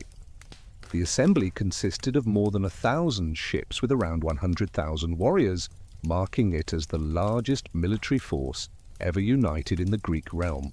The fleet structure mirrored the political setup of Bronze Age Greece, with each realm contributing forces in proportion to its resources while maintaining autonomy in command and tactics. However, the expedition encountered immediate hurdles as unfavorable winds and persistent adverse weather delayed its departure, contrary to the expected seasonal patterns that should have provided favorable sailing conditions. The otherworldly origins of these winds were unveiled when the prophet Calchas disclosed that Artemis was hindering the fleet's departure to punish Agamemnon for claiming to be a superior hunter to the goddess herself.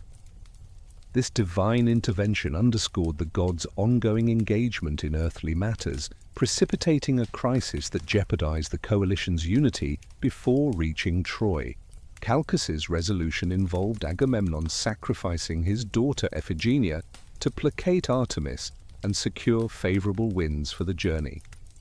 This demand presented the war's first significant moral quandary, as the High King grappled with choosing between his filial duties and military obligations.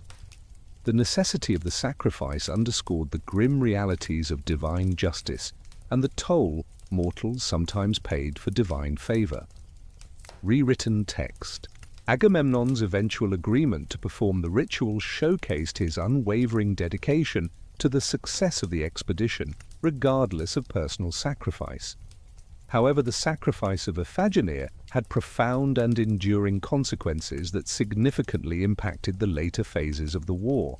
Clytemnestra's grief and anger over her daughter's death transformed her into a relentless adversary of her husband, fueling her thirst for revenge, which ultimately led to Agamemnon's assassination. The ritual set a precedent for divine intervention and human sacrifice that became characteristic of the entire conflict. Both sides found themselves repeatedly in situations where achieving military success necessitated actions that challenged conventional moral boundaries. The arrival of the Greek fleet at Troy marked the beginning of a 10-year siege, reflecting the city's formidable defenses and the intricate political and military dynamics that prevented either side from clinching a decisive victory. Troy's strategic location on a hill overlooking the Hellespont granted it natural defensive advantages. Its imposing walls, built with divine assistance in a previous era, created formidable barriers that conventional siege tactics proved futile against. The city's affluence and political alliances enabled it to rally allies from across Asia Minor, forming a coalition that matched Greek resources while leveraging their familiarity with the terrain. In the initial stages of the siege, the Greeks established a fortified encampment on the beach, launching raids against Trojan allies and supply routes. These operations served to disrupt Troy's support network, gather intelligence on enemy capabilities, and provide opportunities for renowned heroes to showcase their prowess in skirmishes. This pattern of raids and counter-raids evolved into a grueling war of attrition that exacted a toll on both sides in terms of resources and lives. Achilles rose as the most formidable warrior among the Greeks in the early battles, his supernatural strength and combat prowess rendering him nearly unbeatable in one-on-one fights. His leadership skills motivated his comrades to achieve victories that seemed unattainable for ordinary people. Son of Peleus and Thetis, he possessed physical abilities surpassing those of his peers. His divine lineage was evident in his exceptional speed, strength, and endurance, allowing him to dominate the battlefield where even skilled warriors struggled to endure. His divine-crafted bronze armor complemented his natural abilities, providing unmatched protection, while his weapons could breach any mortal forged defenses. Nonetheless, Achilles' greatest strength, his pride and unwavering sense of honor, also proved to be his greatest vulnerability, as he was sensitive to insults that others might have disregarded.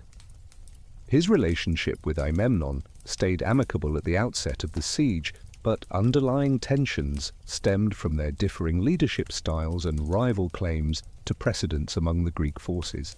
Achilles' exceptional individual abilities and divine lineage justified his belief that he was the most invaluable warrior on the expedition, whereas Agamemnon's political stature and overall command authority presented equally justified claims to supreme leadership.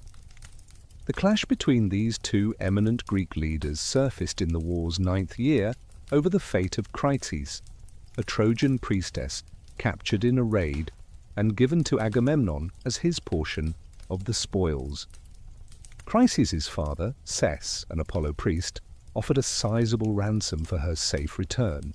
Agamemnon's decision to refuse the ransom was motivated by his desire to retain his prize and assert his dominance over those under his command. This act not only disregarded the customary exchange of prisoners, but also disrespected Apollo by mistreating his priest. In response to this offense, Apollo unleashed a devastating plague upon the Greek camp, a supernatural disease that defied conventional medical treatments and claimed the lives of soldiers and support staff indiscriminately. The divine nature of the plague became evident as it baffled healers and spread inexplicably, leading the prophet Calchas to reveal that Apollo demanded the return of Chryses, posing a direct challenge to Agamemnon's authority and emphasizing the consequences of opposing divine will. Agamemnon ultimately relented and agreed to return Chryses, recognizing that the unchecked plague could spell disaster for the entire expedition. However, his subsequent demand for compensation set the stage for a critical phase in the war. By insisting on claiming Achilles' prize, the captive Briseis, to replace his own lost concubine, Agamemnon disregarded the fundamental principles of honor and equity that governed the heroic society. The appropriation of Briseis went beyond mere theft. It was a public humiliation intended to undermine Achilles' position and valor, showcasing Agamemnon's willingness to exploit his power for personal gain. In response to this affront, Achilles revealed his unyielding pride and unwavering commitment to individual honor above collective triumph. Instead of tolerating injustice or seeking individual vengeance, he chose to disengage from battle completely, leading his murmurans away and leaving the Greeks to confront Trojan assaults without their most efficient fighting unit. This decision reflected the heroic ethos that prioritized personal honor over group allegiance in times of conflict, illustrating the potential for personal disagreements to weaken collective military endeavors. The repercussions of Achilles' retreat unfolded immediately as Hector-led Trojan forces launched relentless offensives that pushed the Greeks back toward their ships, posing a serious threat of total military defeat and potential siege termination. In the absence of Achilles' supernatural combat prowess and the Medaan's strategic brilliance, the remaining Greek troops were unable to uphold their prior superiority over the Trojan defenders. This power shift bolstered Troy's allies while disheartening Greek soldiers accustomed to triumphs facilitated by Achilles' individual valor. Hector's command in defending Troy went beyond military tactics to embody principles of duty and self-sacrifice, shaping the war's later stages and establishing moral guidelines for assessing heroic feats. In contrast to the ego-driven pursuit of glory motivating many Greek fighters, Hector's main objective was safeguarding his family and city, showcasing a more mature appreciation of heroic duties that placed communal well-being above personal renown. His devotion to his wife Andromache and infant son Astyanax added emotional complexity to his character, underscoring the toll of prolonged warfare on families from both sides of the conflict. While Hector's military prowess, though impressive by mortal standards, remained constrained by his human nature and the conventional weaponry typical of the Bronze Age warriors. His bronze armor, skillfully crafted by Trojan smiths, fell short of the divine protection Achilles possessed. Despite the superb craftsmanship of his spear and sword, they lacked the magical attributes that rendered certain heroic weapons capable of piercing any defense. These limitations compelled Hector to lean on tactical acumen, physical conditioning, and inspirational leadership rather than sheer individual prowess, cultivating a leadership approach mortal beings could emulate even if they couldn't replicate his specific feats. As the siege persisted following Achilles' exit, the stage was set for other Greek heroes to showcase their abilities, underscoring the expedition's reliance on its foremost warrior. Diomedes emerged as the most effective substitute for Achilles, receiving divine favor from Athena that bestowed upon him supernatural strength and strategic acumen, enabling him to secure victories approaching those of the absent champion. In a notable confrontation, Diomedes even managed to wound Aphrodite and Ares when they directly intervened in combat, briefly attaining a quasi-divine stature that allowed him to challenge immortal entities attempting to sway the battle's course through personal engagement. Ajax the Greater served as the stalwart defense, preventing a complete Greek collapse during their most trying moments. His formidable shield and unwavering valor served as beacons around which other soldiers could marshal effective resistance. Telamon's son wielded physical might rivaling Achilles, albeit lacking the speed and divine safeguard that made his adversary nearly impervious. Ajax's combat style prioritized staying power and defensive prowess over offensive brilliance. His ability to withstand sustained assaults afforded critical respite for injured comrades to recover and for strategic opportunities to unfold favorably for the Greeks. Odysseus brought strategic acumen and diplomatic finesse that complemented his comrades' more direct military tactics. The king of Ithaca's reputation for astuteness and problem-solving skills made him indispensable in situations requiring subtle strategies rather than direct confrontation. His unique talent lay in deciphering enemy motives and anticipates their likely reactions to various Greek actions. His psychological acumen was just as crucial as his physical strength in gaining strategic advantages. His ability to uphold coalition unity during crises underscored the importance of political leadership in conjunction with military expertise in overseeing complicated expeditions involving multiple sovereign kingdoms. Nevertheless, these notable qualities were insufficient to fill the void left by Achilles' absence, as the psychological repercussions of the departure of the greatest warrior had a demoralizing effect on the Greeks that tactical triumphs could not mitigate. The rank-and-file soldiers recognized that even their most skilled champions were inherently mortal and susceptible to injuries capable of cutting short their careers or lives. While Achilles' near invincibility once instilled a sense of security that conventional heroism could not match. The Trojans' escalating confidence signaled that Greek military supremacy largely hinged on a solitary individual whose hubris had led to his withdrawal from active duty. The crisis deepened when the Trojan forces, emboldened by recent victories, launched a massive attack, breaching the Greek defensive fortifications and threatening the ships stranded on the shore. Hector's command in this offensive showcased his tactical prowess and posed the gravest challenge the Greeks had encountered since their arrival at Troy, as the loss of their fleet would have ensnared the entire expedition in enemy territory without any means of escape or replenishment.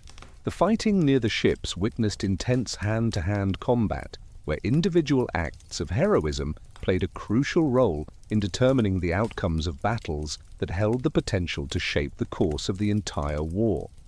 Patroclus, Achilles' faithful companion and dear friend, could no longer bear to witness the suffering of the Greeks while observing his leader's continued haughty withdrawal from the battlefield.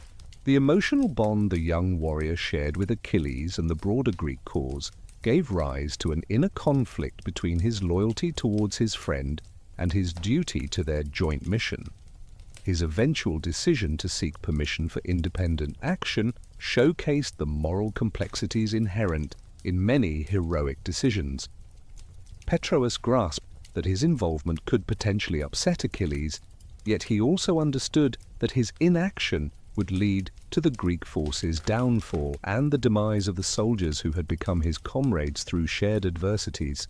Achilles' agreement to loan Patroclus his divine armor symbolized a compromise between his personal pride and his realization of the gravity of the crisis confronting their campaign.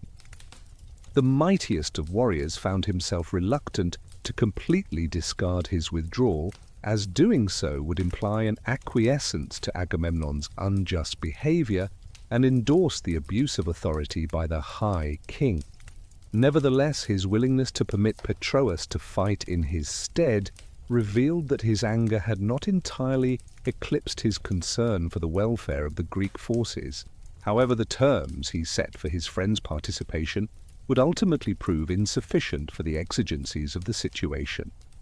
The psychological impact of the divine armor outweighed its practical military utility, as Trojan warriors mistook the familiar bronze and gold armor for the return of Achilles himself, instigating panic among the Trojan ranks and invigorating the Greek forces who believed their champion had re-entered the fray. The armor's mere presence alone altered the course of the battle even before actual combat ensued. Patroclus' initial triumph in repelling the Trojan forces corroborated Achilles' strategic foresight and underscored the enduring efficacy of divine armaments in the hands of skilled combatants. Nevertheless, Patroclus' success prompted him to exceed the boundaries set by Achilles, as the young warrior's zeal for battle and desire to make a substantial impact led him to pursue retreating Trojans all the way to the city walls instead of confining his actions to defending the Greek ships. This choice exhibited both commendable courage and perilous hubris. Allowing his temporary advantages to persuade him that he could attain triumphs meant, for warriors of Achilles' caliber, Patroclus' engagement at Troy's walls brought him face to face with Hector, resulting in a pivotal one-on-one confrontation between champions that could sway the course of the broader conflict. The clash between Patroclus and Hector epitomized a clash of contrasting heroic virtues, with the young Greek's divine accoutrements and otherworldly inspiration pitted against the Trojan prince's seasoned experience, strategic acumen, and resolute determination to safeguard his city. Patroclus fought with a fervor that could momentarily elevate mortal warriors to nearly godlike levels of effectiveness, pushing Hector to the brink of his defensive capabilities and showcasing the potency derived from righteous rage and divine patronage. Nonetheless, the borrowed armor failed to offer the comprehensive protection afforded by Achilles' inherent divine lineage, rendering Patroclus susceptible to precise attacks that superior skill could exploit. Hector, achieved victory over Patroclus by combining tactical patience with decisive action. The Trojan prince skillfully weathered his opponent's initial assault, meticulously searching for opportunities to exploit the slight weaknesses in divine protection that mortal weapons could still breach. The fatal blow came when Hector's spear struck the sole vulnerable point left exposed by Patroclus's borrowed armor. The forceful bronze point pierced flesh, inflicting wounds that proved instantly lethal. The untimely demise of the young warrior was not only a personal tragedy, but also a strategic setback. With the death of Patroclus and the loss of his divine armor, the Greeks mourned the fall of a formidable champion, while Hector proudly claimed Achilles' divine armor as a trophy of his triumph.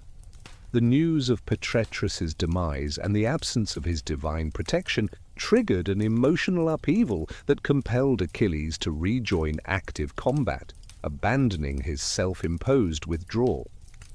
The renowned warrior, consumed by grief and fury surpassing ordinary human emotions, grappled with psychological turmoil amplified by his divine lineage. His intense emotions drove him towards a vengeful mission that would mark his final acts in the war. Achilles' mourning for Patroclus unveiled the depth of their friendship, underscoring how personal losses could mold even the most self-absorbed heroes into agents of universal justice.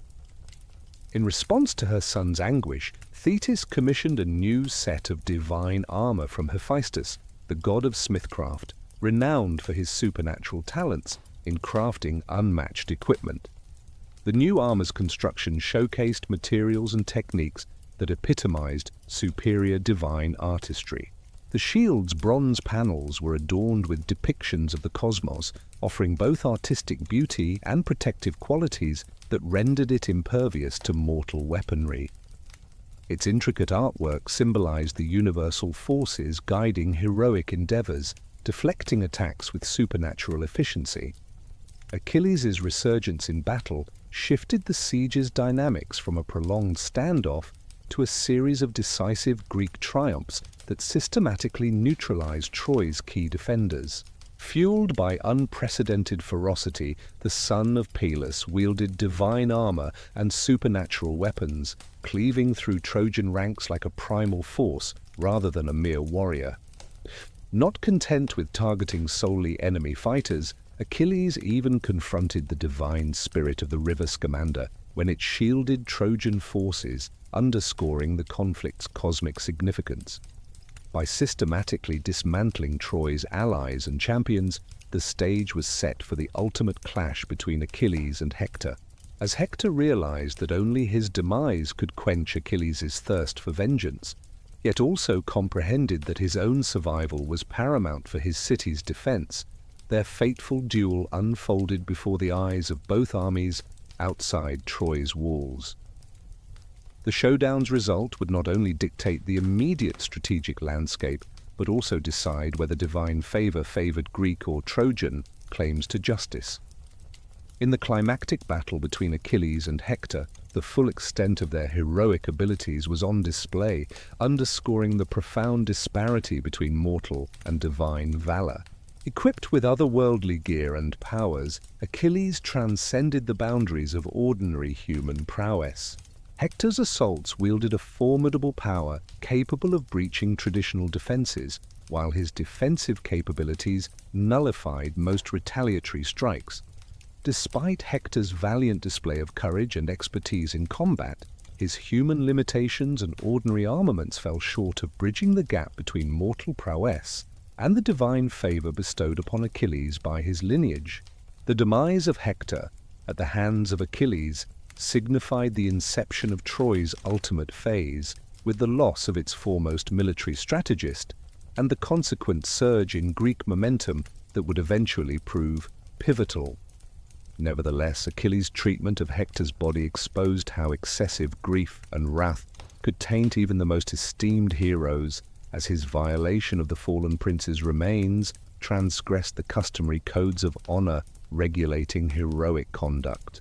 Achilles, dragging Hector's corpse around the walls of Troy, fulfilled his emotional needs, but transgressed both mortal and divine norms of proper behavior towards vanquished foes. The divine intervention shielding Hector's body from desecration and Priam's successful plea to Achilles for its restitution showcased that divine justice ultimately superseded personal desires for retribution. The aged monarch's valor in venturing alone into the Greek encampment to implore for his son's remains precipitated the emotional encounter that ultimately rekindled Achilles' compassion, their shared sorrow over lost kin fostering a common ground that facilitated mutual comprehension amidst enmity. The exchange for Hector's body and the temporary armistice for his funeral rites set a precedent for honorable behavior that would influence forthcoming conflicts. Shortly after reconciling with Priam, Achilles met his own demise when Apollo-guided Paris's arrow found the one vulnerable spot in the hero's seemingly invincible body, his heel. This fatal wound, stemming from the mortal aspect of his childhood invulnerability ritual, affirmed the prophecy Thetis had sought to thwart, emphasizing the inevitability of fate and divine will even for the mightiest of heroes. Achilles' monumental funeral served as a poignant reminder of his unmatched prowess in the war, drawing admiration from both Greeks and Trojans. The memorial games held in his honor were a display of skill and tribute from surviving heroes, marking a shift in power dynamics among Greek leaders. Amidst disputes over his belongings, tensions rose, and the Greeks had to adapt to strategies that emphasized collective strength over individual heroics. Through the cunning of Odysseus rather than sheer military might, the Greeks found success post-Achilles, notably with the ingenious Trojan horse, a blend of practicality and psychological warfare that highlighted the power of intellect and subterfuge in securing victory where force had failed. Reformulated text. The strategic portrayal of the wooden horse as a religious tribute persuaded the Trojans to bring it inside their city walls, despite the evident risks involved. By orchestrating Troy's downfall through this deceitful tactic, the monumental conflict of the heroic era was finally put to an end, setting enduring patterns of triumph and defeat that would shape future military strategic thinking. The city's demise did not come from a direct assault typical of traditional heroic warfare, but rather from the exploitation of the defenders' susceptibility to unconventional tactics based on religious beliefs and cultural norms. The ensuing bloodshed following Troy's conquest epitomized the pent-up rage accumulated over a decade of warfare and the erosion of moral boundaries that prolonged conflicts invariably bring about. The homeward voyages of the Greek champions after the fall of Troy inaugurated a fresh era of adventures and tragedies that marked the post-war landscape and signaled the transition from the heroic age to subsequent historical epochs. Particularly, Odysseus's decade-long Odyssey emerged as the quintessential tale of heroic resilience against supernatural impediments. His series of confrontations with monstrous beings, deities, and mystical creatures offered a compendium of perils awaiting travelers in a world where divine powers actively meddle in mortal affairs. Odysseus's exploits against foes like the Cyclops Polyphemus, the Enchantress Circe, the Sirens, and other fantastical entities showcased both the enduring threats of ancient times and the intellectual prowess heroes could wield to surmount seemingly insurmountable odds. The structure of Odysseus's return journey exemplified the episodic adventures that typify much heroic literature. Each encounter tested different facets of the hero's abilities, contributing to his evolution as a leader and survivor. The gradual dwindling of his crew due to various calamities underscored the toll of heroic quests, while underscoring Odysseus's extraordinary capabilities as the lone survivor to ultimately return home. The psychological and spiritual trials he encountered were equally demanding as the physical perils, from his confrontations with the deceased in Hades to his resilience against diverse forms of supernatural allure. These experiences underscored the moral fortitude that distinguished true heroes from mere warriors. Simultaneously, Agamemnon's homecoming to Mycenae led to his murderous betrayal orchestrated by his wife, Clytemnestra, and her paramour, Aegisthus. Their treachery symbolized the internal repercussions of the king's wartime decisions. Clytemnestra's killing of her spouse reflected both her thirst for retribution for Iphigenia's sacrifice and her pragmatic concerns for retaining power throughout Agamemnon's prolonged absence. This assassination precipitated new cycles of vengeance as Agamemnon's son Orestes ultimately slew both his mother and Aegisthus in avenging his father's death. However, this act of familial loyalty also constituted matricide, necessitating its own retribution. Orestes' trial before the Athenian court set a vital precedent for resolving blood feuds through judicial rather than combative means, with Athena's intervention demonstrating divine endorsement for the development of more sophisticated legal frameworks. The transformation of the Furies into the Eumenides epitomized the broader societal evolution from primal retribution to systematic jurisprudence that marked the shift from the heroic to the classical epochs. The institution of formal legal protocols offered alternatives to the cycles of vendetta prevalent in earlier eras, while upholding the ethical values that underpinned the need for justice. The gradual waning of heroic lineage transpired through varied mechanisms, reflecting both natural demographic patterns and the unique challenges that heroic existence posed to familial continuity. Many heroes passed away without leaving descendants due to premature deaths in battle or their commitment to adventurous pursuits that precluded a conventional family life. Meanwhile, those heroes who did have children often saw their exceptional qualities diminished in successive generations. The decline of divine lineage across the ages resulted in a waning of the supernatural abilities that characterized the heroic era. As the offspring and descendants of heroes increasingly resembled ordinary humans in their skills and limitations, the transition from oral traditions to written literature took place towards the end of the heroic epoch. Communities sought to safeguard the stories and exploits of their greatest figures for posterity. Homer's crafting of the Iliad and Odyssey marked the apex of centuries of oral storytelling, establishing literary forms that would shape narrative art for millennia. Through blending historical remembrance with mythical elements, these epic poems produced narratives that served both as entertainment and instruction, upholding heroic values and accomplishments for later generations to learn from. Hesiod's works, such as Theogony and Works and Days, offered varied approaches to organizing and preserving traditional wisdom. The former delved into divine lineage and cosmic history, while the latter addressed practical matters pertaining to agriculture and societal living. These texts showcased the diverse subject matter that early literature could explore, while also affirming the authority of written records over solely oral communication. The advent of writing systems capable of capturing intricate narratives marked a pivotal shift in human cultural advancement, granting communities the means to safeguard and transmit knowledge with unparalleled precision and detail.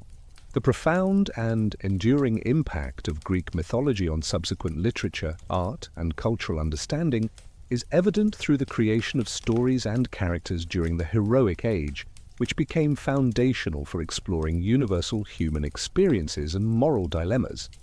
Embedded within mythological narratives are psychological insights that provide frameworks for comprehending personality types, emotional conflicts, and social relationships, transcending the specific cultural context of their origin. Archetypal patterns embodied by figures such as Achilles, Odysseus, and Oedipus have served as models for character development that have influenced dramatic and literary traditions across ancient civilizations and beyond. Through artistic representations of mythological subjects, visual vocabularies were established, enabling artists to convey complex ideas and emotions using familiar symbolic systems. The standardization of divine and heroic iconography has facilitated cultural communication across linguistic and political divides.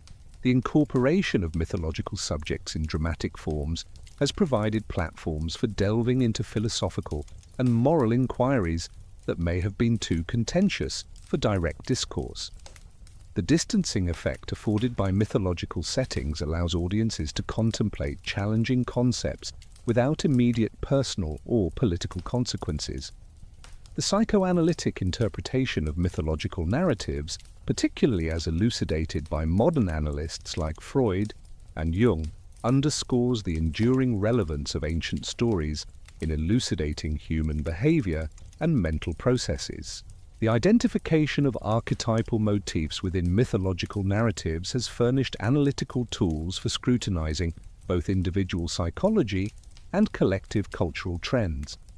Greek myths contain universal elements that reveal fundamental aspects of human nature, transcending specific historical or cultural contexts. Applying mythological interpretation therapeutically introduces novel approaches to treating psychological disorders while affirming the timeless wisdom embedded in traditional narratives. The educational significance of Greek mythology extended beyond its literary and artistic uses to include moral education and cultural transmission, assisting societies in maintaining a connection with their historical roots. Through the exemplary behavior of mythological figures, values such as courage, honor, justice, and perseverance were emphasized while also cautioning against the perils of hubris, excess, and disobedience to divine authority. The intricate ethical landscapes portrayed in mythological stories prompt critical thinking about moral conflicts while providing frameworks for comprehending the outcomes of different decisions and actions. The scientific and philosophical advancements arising from Greek culture drew heavily from mythological traditions, gradually evolving towards more systematic approaches to understanding natural and human phenomena. The shift from mythological to rational explanations of natural occurrences represented a pivotal moment in human intellectual history, yet the fundamental thought patterns and questions addressed remained impressively steadfast. The Greek accomplishment of creating sophisticated mythological systems alongside rational philosophical methodologies underscored the harmony between imaginative and analytical perspectives on comprehending reality. The influence of Greek mythology on contemporary culture is still evident in literature, cinema, psychology, and popular entertainment, highlighting the enduring relevance of ancient tales for present-day audiences. The archetypal characters and scenarios from Greek mythology offer storytelling blueprints that surpass specific cultural or historical settings, tapping into universal elements that resonate with key aspects of human existence enduring despite technological and social transformations.